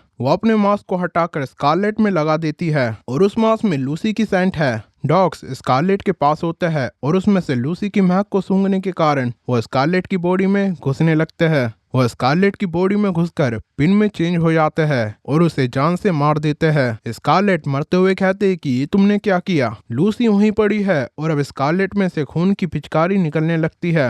लूसी उसे देखते हुए सोचती है कि ये मैंने क्या कर दिया, पर मुझे फर्स्ट लेडी को मारना ही था। अगर मैं उसे नहीं मारती तो वो मुझे मार देती। और वहीं गार्ड प्रेसिडेंट को संभालते हैं। प्रेसिडेंट उन्हें देखकर पूछता है कि यहाँ क्या हो रहा है, यह हल्ला कैसा है। मैं तो झपकी ले रहा था। गार्ड्स वैलेंटाइन को बताते हैं कि हमने यहाँ पर गन फायर की आवाज सुनी है और वो उस बाथरूम से आ रही है। वो गन को देखते हुए कहता है कि यहाँ पर एक घुसपैठिया है और वहीं उस डोर की दूसरी ओर लूसी है जो कि रो रही है। वो बहुत घबरा गई है। तभी वो विंडो पर माइक को देखती है जो कि उसकी ओर ही घूर रहा है। ये देखकर उसके होश उड़ जाते हैं, पर असल में माइक को उस मिरर से अंदर का नहीं दिखता। वो ध्यान लगा के अंदर देखने की कोशिश करता है। वो उस बाथरूम में खून के निशान देखता है। तभी वो ड्रेनेज में से हॉट पैंट्स को निकलते हुए देखता है। वो सोचता है कि यहाँ क्या हो रहा है, तुम तो रेस की मेंबर हॉट पैंट्स हो ना। हॉट पैंट्स ने लूसी को साइड में छुपा दिया है। वो लूसी से पूछते कि हार्ट कहाँ है, क्या तुमने उसे ले लिया। लूसी अपने पास वाले बैग को खोलकर दिखाती है कि मैंने इन्हें बैग में रख लिया है, पर वहाँ पर हार्ट के अलावा राइट आर्म और दोनों ईयर्स भी थे।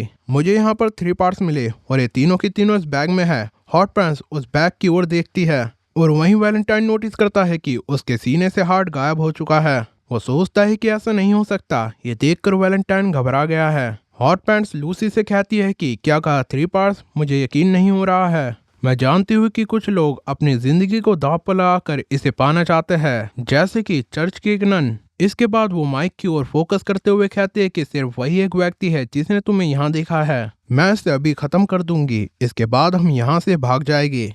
तभी माइक उस विंडो के स्क्रू को फुलाने लगता है। यही नहीं, वो विंडो के बाकी मेटल को भी फुलाने लगता है और अब उस बाथरूम में से कई सारे बलून्स फूल चुके हैं, जिसमें से कई सारे कांटे निकल रहे हैं। हॉट पैंट्स वहीं खड़ी है। लूसी भी उसे छुपकर देख रही है। वो बलून्स को याद करते हुए हॉट पैंट्स को बताती है कि ये मेटल्स बलून की तरह फूल कर तुम्हारा पीछा करने लगेगी और फिर वो तुम्हारी बॉडी में घुसने के बाद तुम्हारी नसों को फाड़ देगी और तुम मर जाओगी।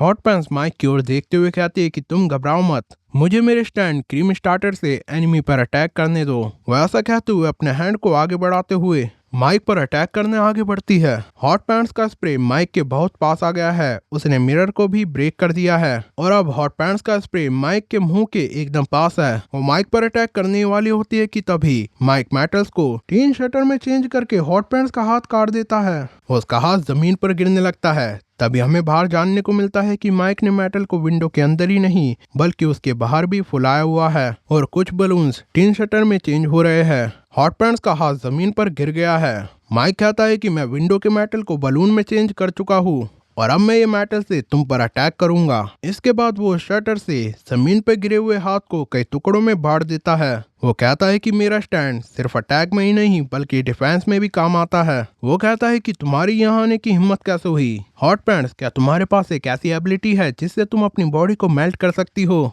तुमने मेरे प्रेसिडेंट के गार्ड होने पर कलंक लगा दिया है। इसके लिए मैं तुम्हें माफ नहीं करूंगा। मैं तुम्हें धीरे धीरे टॉर्चर करूंगा ताकि तुम और तुम्हारी कंट्री हमारे बीच में दखल देने की बिल्कुल भी कोशिश ना करे। हॉट पैंट्स जमीन पर आ गई है। उसको चारों ओर से बलून्स ने घेर लिया है और वहीं लूसी ये सब छुपकर देख रही होती है। वो हॉट पैंट्स की ओर देखती है। हॉट पैंट्स उसे बताती है कि तुम अपनी जगह से मत हिलो। हॉट पैंट्स को उस तरफ मुंह मोड़कर बात करते हुए देखकर माइक कहता है कि लगता है तुम यहाँ अकेली नहीं हो। हॉट पैंट्स अपने दूसरे स्प्रे से अटैक करने वाली होती है, पर तभी माइक उसका दूसरा हाथ भी काट देता है। उसने अपने बलून को चेंज कर लिया है। तभी हॉट पैंट्स अपने पीछे कुछ सेंस करती है। उसके पीछे शटर उड़ते हुए आ रहा है। हॉट पैंट्स उसे डॉज करती है। वो शटर दीवार में जा लगता है। उसने वो दीवार भी काट दी है जहाँ पर लूसी छुपी हुई थी और शटर से लूसी बार बार ही बच पाती है। माइक नोटिस करता है कि वहाँ पर लूसी के साथ साथ एक और बॉडी है और वो बॉडी फर्स्ट लेडी स्कारलेट की है। ये देखकर माइक के पसीने छूटने लगते हैं। माइक कपकपाने लगता है। वो कहता है कि ये तुमने क्या किया। लूसी स्टील, वो लाश, ये नहीं हो सकता। वो चिल्लाता है कि हॉट पैंट्स, तुमने प्रेसिडेंट की वाइफ के संग ये क्या किया। और वहीं दूसरी ओर गार्ड्स उस बाथरूम में घुसने वाले हैं। वो प्रेसिडेंट को बताता है कि लगता है माइक बाथरूम में है और वो किसी से फाइट कर रहा है। वो डोर को तोड़ने वाले हैं। लूसी रो रही है और वहीं हॉट पैंट्स के दोनों हाथ कट चुके हैं। माइक अपनी पिंस के साथ विंडो से अंदर आने लगता है। वो कहता है कि मैं तुम्हें अभी के अभी मार दूंगा। वो पिन को फुलाने लगता है पर तभी पिन की जगह उसका सिर फूलने लगता है। उसका सिर फूलकर मोटा हो गया है। उसके हाथ से पिन छूटने लगती है। हॉट पैंट्स कहते हैं कि वहीं रुक जाओ, थोड़ी देर में तुम बेहोश हो जाओगे और मर जाओगे। मेरे अटैक ने अपना असर शुरू कर दिया है। वो बताते हैं कि मैंने उस अटैक से अपने हाथ का फ्लैश तुम्हारी बॉडी में डाल दिया था और अब वो फ्लैश तुम्हारे गले और लंग्स में है। जितना तुम किसी को फुलाने की कोशिश करोगे उतना ही तुम फूलते चले जाओगे। तुम पिंस को और मत फुलाओ और चैन की मौत मरना पसंद करो। माइक का फेस फूल कर गुब्बारा हो गया है। उसके हाथ में 2 पिन बाकी है। वो उसे फुलाने लगता है पर इससे उसका सिर और गला फट जाता है। और तभी गार्ड्स भी बाथरूम का डोर तोड़कर अंदर आ जाते हैं। वो अपने आसपास देखते हैं जहाँ पर कई चीजें डिस्ट्रॉय हो गई है। तभी उसमें से एक गार्ड्स माइक की बॉडी को नोटिस करता है जो कि विंडो के बाहर पड़ी है। उसका गला फट चुका है। वो गार्ड विंडो के आसपास एनिमी को देखता है और वहीं बाकी गार्ड्स लूसी की ओर देखते हुए कहते हैं कि क्या तुम ठीक हो ना, क्या तुम्हें कहीं चोट तो नहीं आई। वो गार्ड्स नोटिस करते हैं कि वहाँ पर फर्स्ट लेडी स्कारलेट है पर असल में वो लूसी है जिसे हॉट पैंट्स ने फिर से चेंज कर दिया है। स्कारलेट को देखकर गार्ड्स चिल्लाते हैं कि कोई डॉक्टर को बुलाओ। तभी वैलेंटाइन रूम में आता है। वो स्कारलेट को वहाँ देखता है। वो बताते हैं कि डॉक्टर की कोई जरूरत नहीं है, मैं ठीक हूँ। इस टाइम में हॉट पैंट स्कारलेट की बॉडी के साथ ट्रेनी से बाहर निकल जाती है। वो लूसी को बताते हैं कि इस सिचुएशन में अभी मैं तुम्हारी यहाँ से भागने में कोई हेल्प नहीं कर सकती। अगर मैंने अपने स्प्रे से तुम्हें इतना मेल्ट कर दिया कि तुम ड्रेन में फिट हो जाओ तो ऐसा करते हुए तुम पक्का मारी जाओगी। वो बताती है कि मैं पार्ट्स में से सिर्फ 2 पार्ट्स ईयर और हार्ट को ही अपने साथ ले जा सकती हूँ क्योंकि हैंड्स बहुत बड़ा पार्ट है। मैंने लेफ्ट हैंड और स्पाइन को भी यहाँ आने से पहले निकाल दिया था, नहीं तो उनकी वजह से यहाँ आ ही नहीं पाती। अभी के लिए तुम्हें यहाँ पर स्कारलेट बनकर ही रहना होगा। मैं रियल स्कारलेट की बॉडी को ठिकाने पर लगा दूंगी। अगर तुम सरवाइव करना चाहती हो तो तुम्हारे पास यही ऑप्शन है। हॉट पैंट्स लूसी को बताती है कि पूछे जाने पर इंट्रूडर में मेरा नाम लेना। मैं उस डिस्क्रिप्शन में फिट भी होती हूँ। 51 केजी से कम की वुमेन जो सिंगल नाइट में 100 किलोमीटर घोड़े को दौड़ा सकती है। जब तक रेस खत्म नहीं हो जाती और जब तक बाकी पार्ट्स मेरे पास नहीं आ जाते तब तक तुम फर्स्ट लेडी के भेष में रहो। तुम चिंता मत करो, ये रेस जल्दी खत्म होने वाली है। सही समय पे मैं तुम्हारे हस्बैंड मिस्टर स्टील को सब बता दूंगी। वैलेंटाइन पूछता है कि स्कारलेट यहाँ पर क्या हुआ है, बताओ मुझे। वो गुस्से से स्कारलेट की ओर घूर रहा है। वो लूसी की ओर जाते हुए कहता है कि स्कारलेट बताओ। लूसी के सामने वो राइट हैंड पड़ा है।